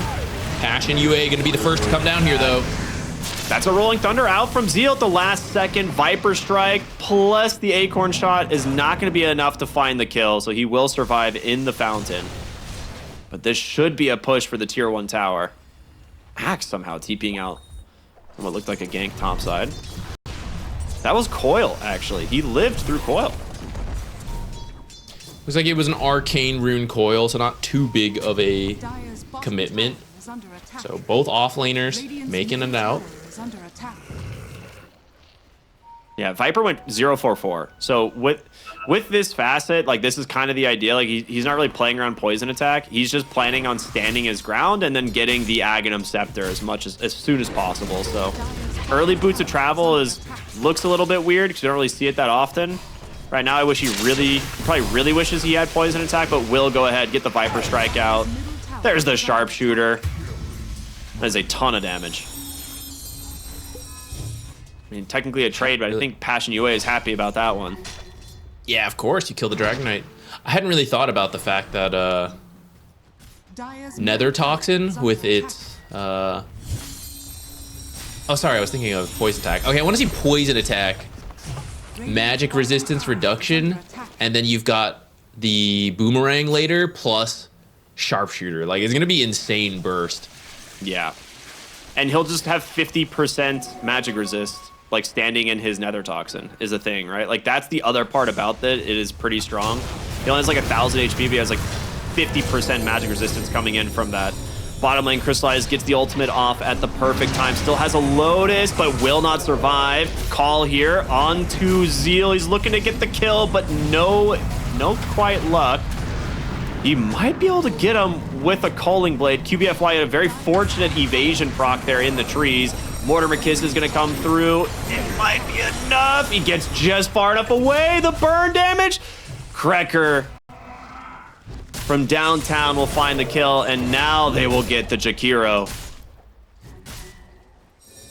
Got to start building those Code of Blood stacks since he went 4 points in Battle Hunger. Yeah. Dire's middle tower is under attack. This time, pretty even game, which I'm going to say favors Yakult brothers. I think they have the more typical scaling lineup.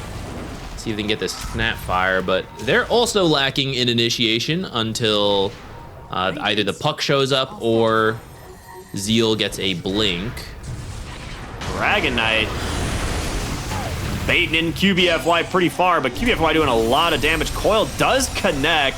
A lot of damage coming in now as well, but it's going to be the Axe just walking in. I don't know how this Squirrel is alive. Manages to get the shield off to prevent the burn. They do find Fly on the bottom line. He's just dead to a Battle Hunger burn here.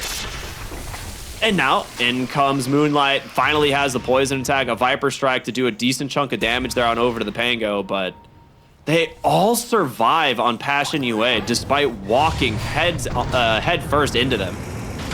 DP out, not gonna happen. All right, maybe sticking around a little bit too long here on the Snapfire. Couldn't help himself. He saw the ancient creeps were kind of low, wanted to steal them away, but unfortunately for supports, not very fast at clearing out ancient creeps.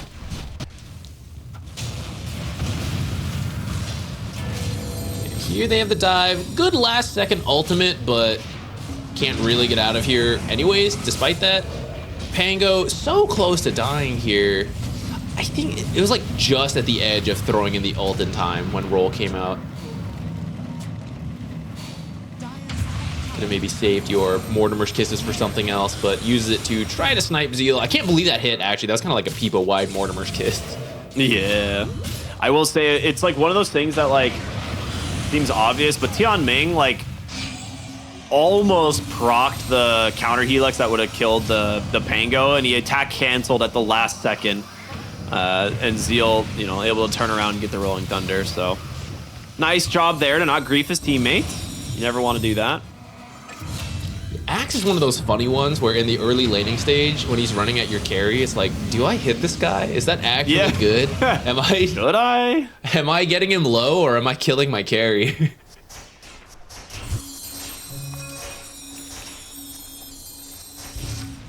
Well, from the Phylactery, he's gonna go for a pipe. So truly, this is a run at you draft, and they're going to depend on Bushwhack and Cookie. I'm a little nervous for them because we have seen the mobility of the puck, the Pango. It's gonna be tough to initiate on these heroes, but you will, like, if you do initiate, right, having the pipe sooner will make you strong in the fights. The Phylactery has proven to be quite annoying for some of these lower health heroes. Well, even the cores, actually. We saw Dragon Knight get killed by the Battle Hunger as well. No one is having fun versus Battle Hunger. There's so many dots between the Viper. Oh, well, goodbye, QBFY. Sticking around. Getting a little bit too aggressive in the positioning topside there. That is a very easy kill for the puck. But yeah, I was going to say, between Axe and Viper, they have a lot of damage over time.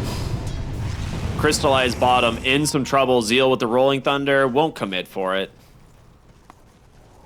You have one more dot once this Radiance finishes, but it's not that fast of a Radiance. They didn't... I mean, he's like 1-1 and 3, which is not that bad, but there's been some action in the bottom lane that have slowed down his farm without getting him a bunch of kills, so it's just been a little slower. Dragonite opted for a Mjolnir this game, so trying to get a little bit faster farming speed. Also the build when you go for Frost Dragon, which is to reduce the healing coming out for the Abaddon. For someone like Axe who can have a lot of regen. It's an interesting idea. Yeah, I think the Frost Dragon needs the Mjolnir, so I like the idea. We'll see what they can do. Smoke to the bottom lane here. Really looking for the Abaddon, who they know doesn't have an ultimate, and he is just dead under his tier 2, instantly punished by the puck. Mid lane, though, similar story can be said as your Dragon Knight gets found. Yeah. I see your Blink Initiator asking who is it. Axe walks in, gets a call onto 2. Viper nearby as well. Jakiro doing a lot of damage here. But question is, can they find the kill? Able to dodge out the Rolling Thunder for now up onto the high ground. Viper continuing to chase. Will get the Skywrath Mage. So I was gonna say your Blink Initiator. Yeah, I'm glad Axe. Yeah, I'm glad he ended up going back for it because I do think it would have been hard to start plays without this Blink. So he's gonna go Blink Shard, which is a little bit more standard than. Well, I guess Pipe isn't that crazy on Axe. It's usually the Phylactery that's not in this build. Yeah. The thing that I find also funny is like Viper technically has like the mini blink off of his nosedive. Nosedive. It still calls that. As far as I know, I'm only gonna call it nosedive. Yeah, nosedive. It is still nosedive. Okay, yeah.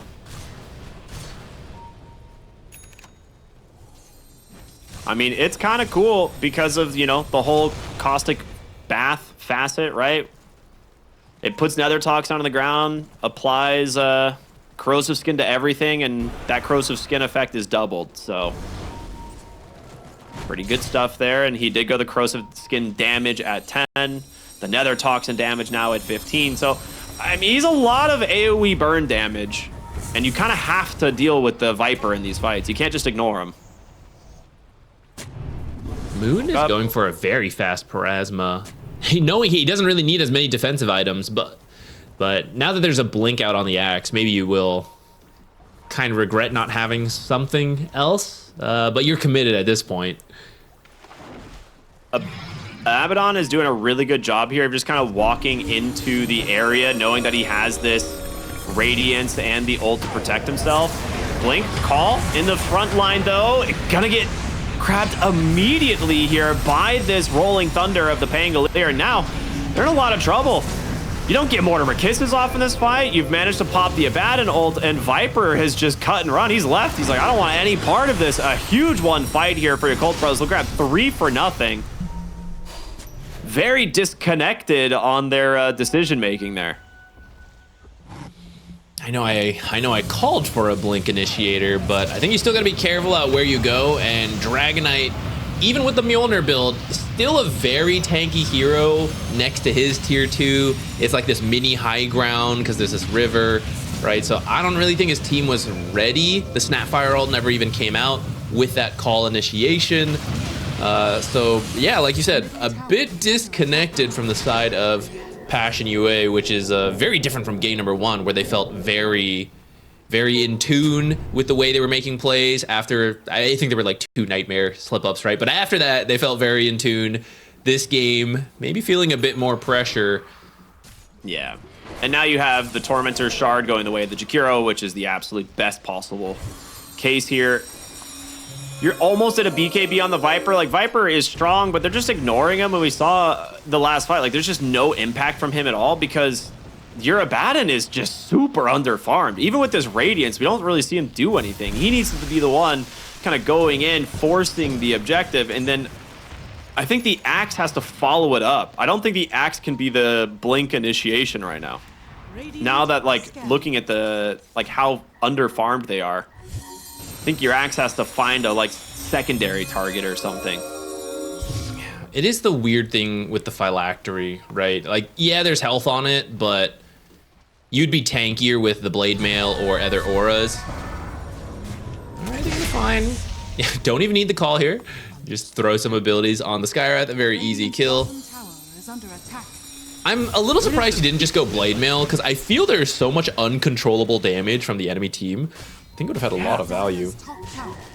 Bottom lane, Zeal, nice blink dodge there. Blink call though, can they find the kill in time? Cookies does come out, he's burning.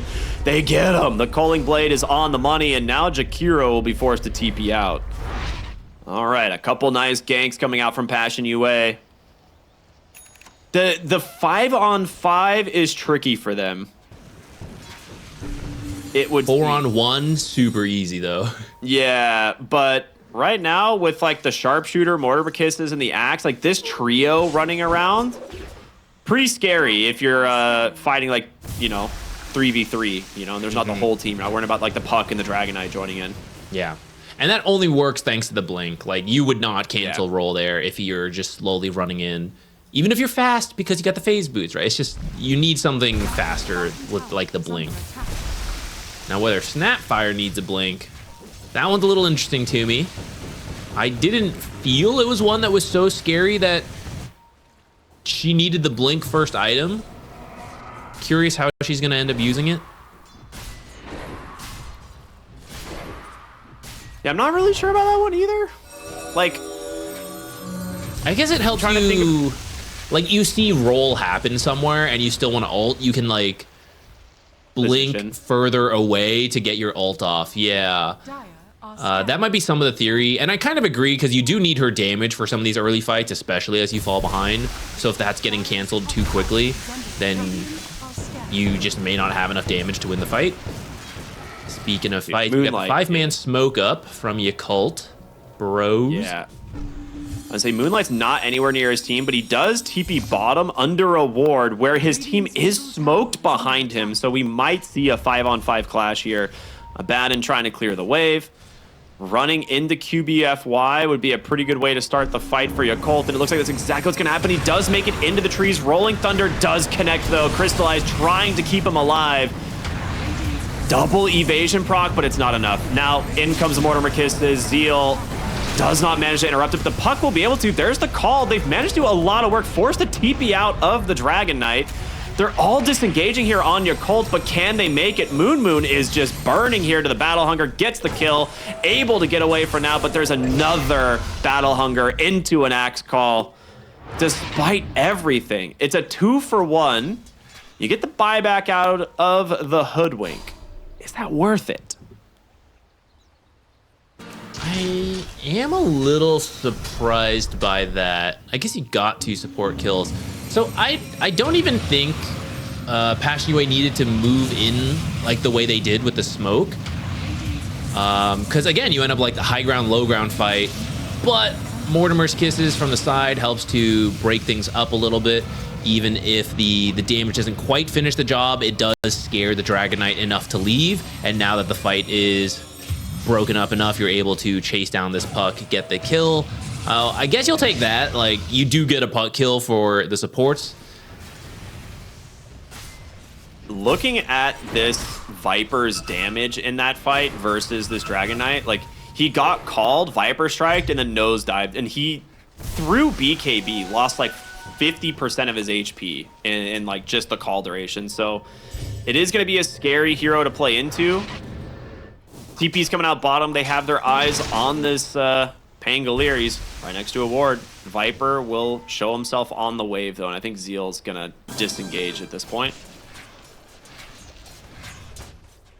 Okay, I was going to say at some point someone's going to buy a Scythe on Passion UA, and Viper is almost there. Like, he's just going straight into the Scythe now. We say almost. It's still like 2,000 gold.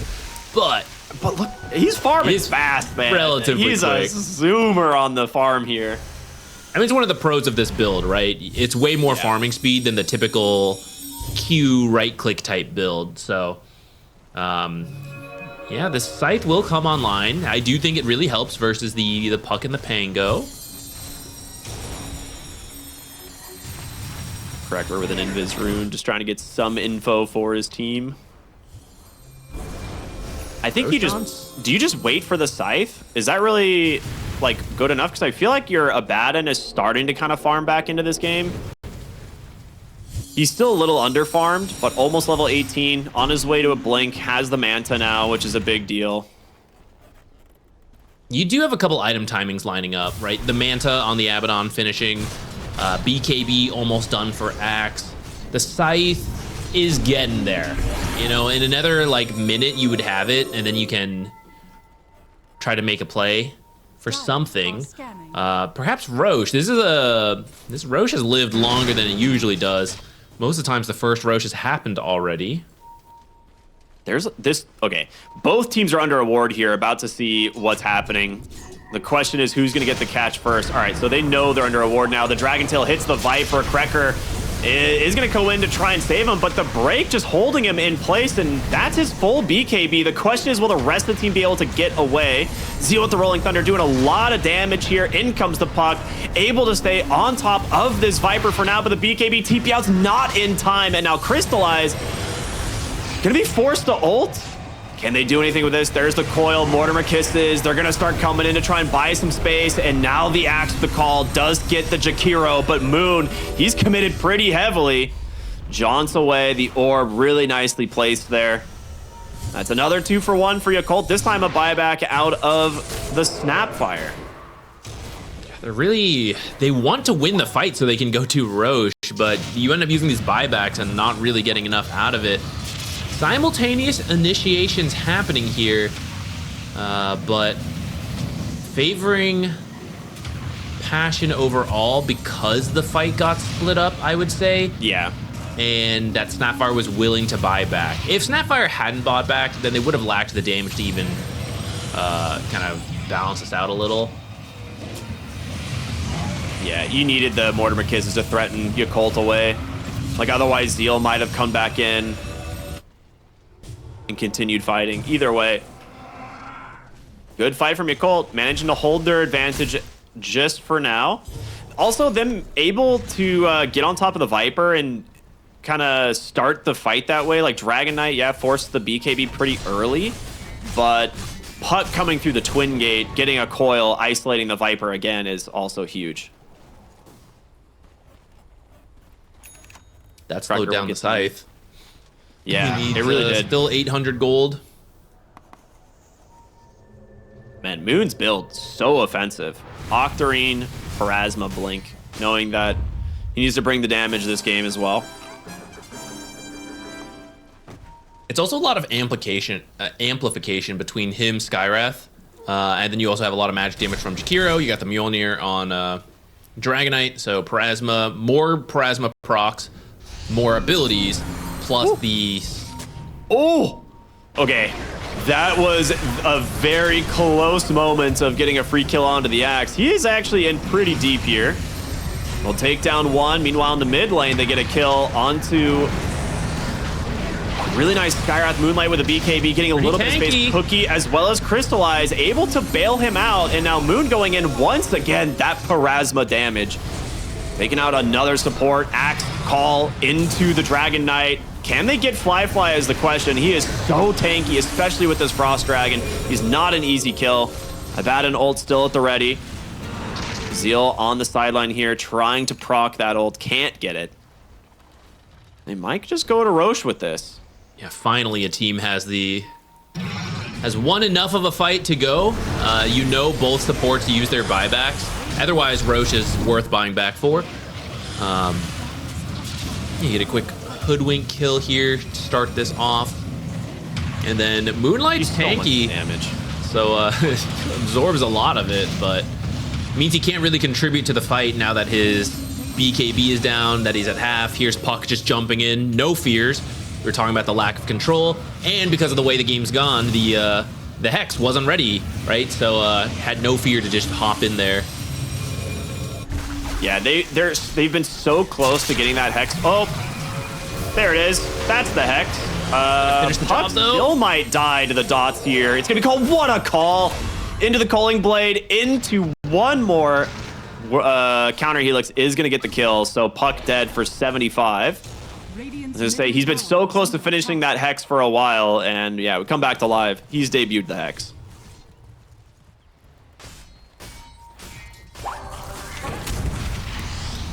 Puck's already had the Lincolns queued up earlier, so all the more reason to finish that up. That'll protect you from the Hex. Now Viper will go back for the Shivas, which will add more amplification for his side. Find the Skywrath while Puck's dead. I don't think you have the damage without Puck and Skywrath. Crystallize has blinked. He's trying so hard to get the call. He does!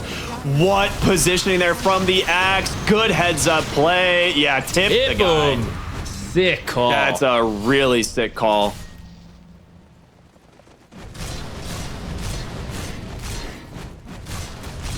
With this, Crystallize still has the ult. They almost managed to trigger it, but Since it's still up, they're just going to look for the mid tower. Dire structures are That fortified. fortification will delay it slightly, but I'm pretty sure they will commit for this. Okay. It did kill their You sure I'm creep wrong? wave, so they'd have to Yeah. sit for a while.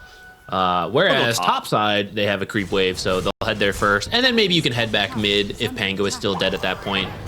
But you do need to be careful because Dragonite recently finished Daedalus and still has the Aegis. So as Pango respawns, it's going to be Yakult Brothers' turn to look for a fight. And you got to respect that since we've seen how the fights are determined by who initiates, you know, who gets the quick kill. Top tower has fallen. And even though you won the last one, you still got to remember they actually have the Aegis. Yeah, for a little while too. Still 2 minutes 40 seconds on that. Back to being pretty much a dead even game. Is under attack. I think I agree with you. If Fly is allowed to actually attack in these fights, the hero he's attacking is going to die. Unless he's like called by an axe, right? And the axe is just like kiting him around or something. But if he's like BKB and hitting the Viper or something, you can very easily get that kill.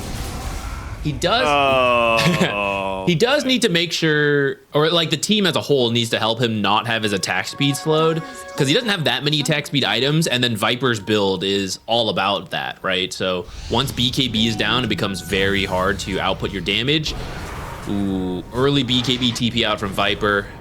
I think it's a good call. He wasn't sure how close they were. Can't afford to be dying here right after the Hoodwink. Having to use the BKB like that does hurt though.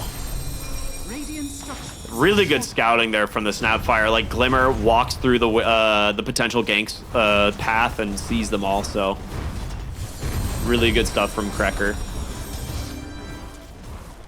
And Moonlight, he's not sure if they, like with that angle, he thinks they have a deep ward and they see him. So that's why he has to like BKB TP out right away. It's an understandable response, even though it, you know, in the end he gets away without really being jumped. It looks a little funny.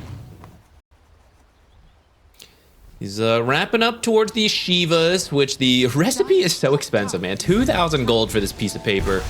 But once he has that, it'll be a lot of amplification, more attack slows for that Dragonite. I was just saying is kind of annoying for him. Reduce the regen as well. Snapfire ult will do even more damage. Sharpshooter.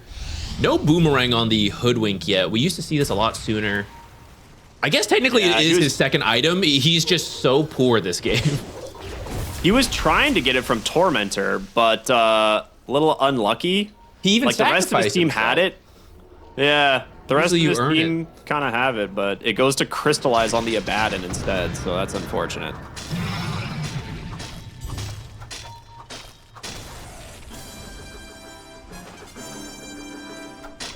Dire are scanning.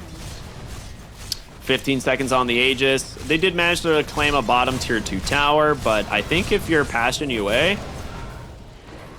think you're pretty happy with your ability to kind of slow down what Yakult could get done, right? Like they, as you can see the difference there, they actually lost 5,000 gold with the Aegis.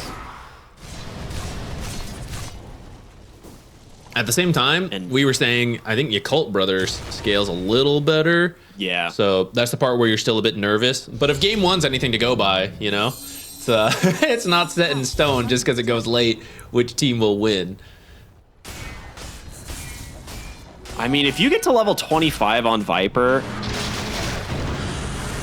Viper pretty good. Strike's cooldown is just, it's one of those things that's like impossible to play around. Yeah, it becomes a 15-second cooldown at that point. Oh, they're looking for the Jakiro. Really nice initiation, though. Dragon Tail's onto the Viper. He's going to get the BKB. There's going to be the Nether Strike. He needs to run. For now, he's alive. Moonlight still surviving through a lot of this. The TP out on both of these cores. This is where it's hard to kill this Viper, man. If Macropyre had been able to come out a little sooner, you might have done it, because Viper did get kind of low, but there was a stun here. I think it was Bushwhack. Yeah, Bushwhack He right also- as the ability's about to launch, and then Moonlight sitting in Macropyre for an extra 2 or 3 seconds, and you see there, like, he's pretty low, so you might have actually been able to finish the job. Yeah. the thing that like was very fortunate for him is he did get blink call, but just off the mark, the puck able to dodge this one out. He did get the nosedive off. So he was standing inside of his nether toxin the whole time, and it slowed so much attack speed on Fly. So he had to like BKB to get rid of the corrosive skin, which he's so slow. He cannot move. He actually cannot move. The Hex has found the puck. They're both dead. Okay. What a find from the Hoodwink. I thought the break Absolutely had huge. ended, so I was wondering why Dragonite still taking so much damage from the Abaddon. I didn't realize Axe finished the Conda. So this is a very uncommon item. Oh my god. But it breaks. And the break is pretty good versus Dragonite, as we just saw. So I guess this is why he went for he was so far ahead of me, dude. He was thinking of the Conda 38 minutes in. I'm so open to this now. It's still a little funny, and we saw the struggles he had early because of it, but it just paid off right there.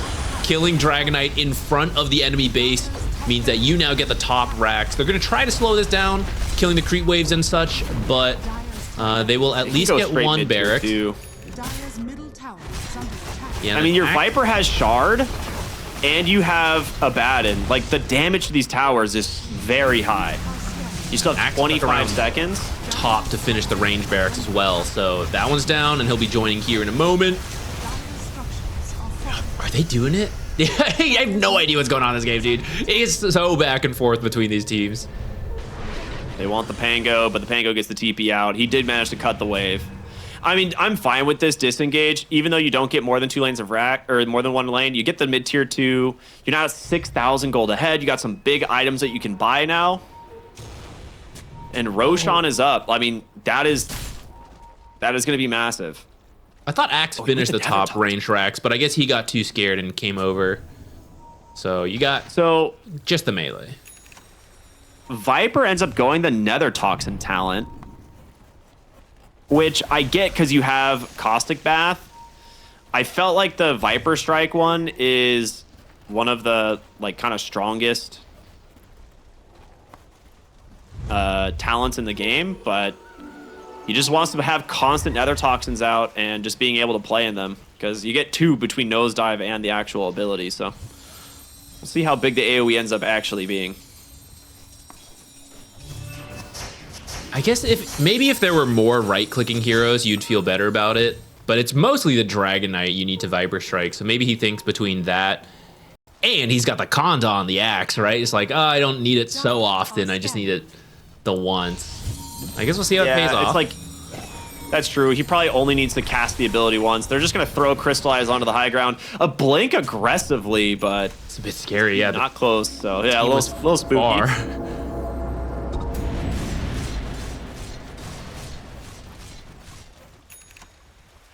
And with Roshan up, thinking of starting it, they're going to go for it.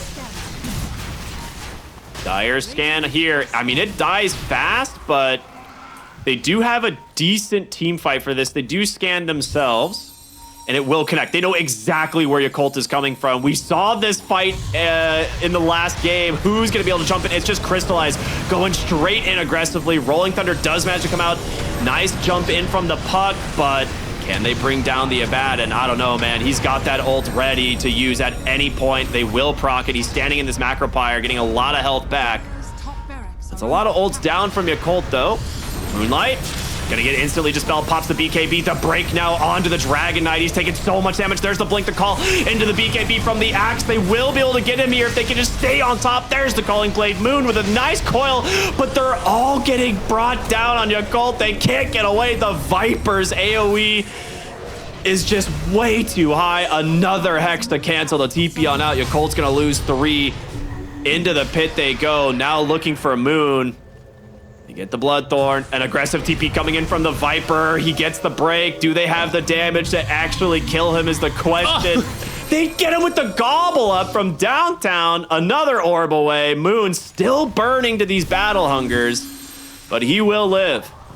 That was almost the sickest Gobble Up read in the world. That would have been amazing, but just picks the path path towards the bottom lane. Instead, Puck jumps onto the cliff. It is so close, and then you get that Puck kill. You still won the fight handedly enough to get Roche, which you're very don't got Roche on banner, guys. Don't forget. Okay, someone's pinging. Someone will go get it. Kind of back on track. Yeah, let's take a look at this replay. This time, much better positioning on the smoke. This time they have the high ground, moving down to the low ground, so it's much harder for this back line to take damage, tossing in like mud golems and such. They throw out so many abilities onto the Abaddon, but that's the strength of the Abaddon, right? I just popped my ult, fairly low cooldown. I'm still strong enough to fight. And Fly, this could have gone a lot better, but use the early BKB, gets low, Satanics right here, and then gets stunned. So the entire Satanic, he can't attack. He needed one attack with his Daedalus, and he would gain like 1,000 health, but instead doesn't get a single attack off once the Satanic activates, and they're able to finish the job to kill him. Yeah, I wasn't really sure about the Nether Toxin AoE, but watching it in this fight, it is insane. Like, it covers so much ground. Like, if the fight's not like a burst into a kill, you're fighting into this Nether Toxin that's doing like hundreds of DPS plus all of the reflected corrosive skin damage. Like, you can't kill the Viper in that.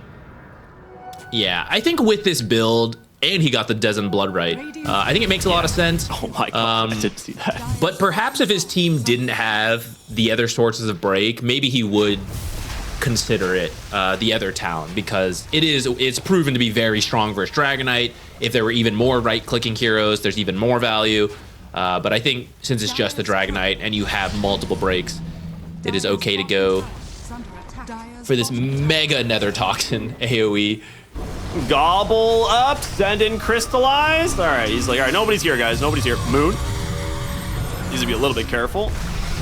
Yep, Moonlight will just go in.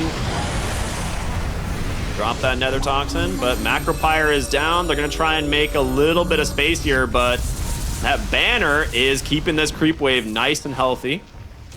We'll finally manage to pull it back. Okay. Yeah, you got 2.5 minutes on the Aegis. No need to rush. Oh, they have a Scotty on the Viper if he wants to buy it, but no inventory space. He's debating if he wants to buy out. I think it's okay too, since you have Aegis. Yeah, the courier is on the way.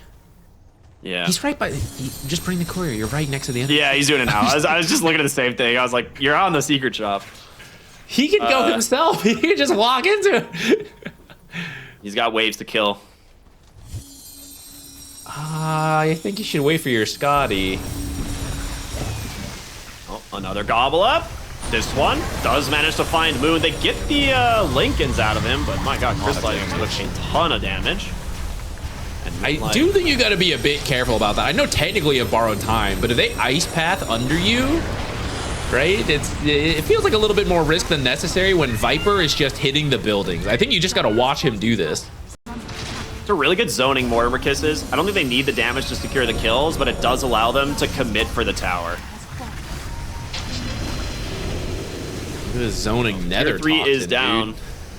Yeah, it's actually insane playing. Only catch the puck under a ward. No way. That is a huge kill. He does have the buyback, but here comes the Scotty now on the Viper. Good luck. Another gobble up. Crystallize this time lands on top of Fly. They're trying to force the BKB the Hex. Dude, is he just dead? He is. Okay, they're going to buy back on 2. Rolling Thunder from Zeal doing some work. Coil does manage to come out, but the Abaddon ult is available. The Viper still alive through this all. They will finally get the kill, but he has a second life. Bushwhack onto 2. A beautiful cookie to stun them up. A Hex and another kill onto that Dragonite. That will be your dieback. And they chase for more, baby. The GGs come out, and Passion UA will not go quietly into the night. They take the series over Yakult to get themselves a win here at the end of the group stage. I'm a big fan of Yakult, but I am super happy to see Passion UA pick up this win. They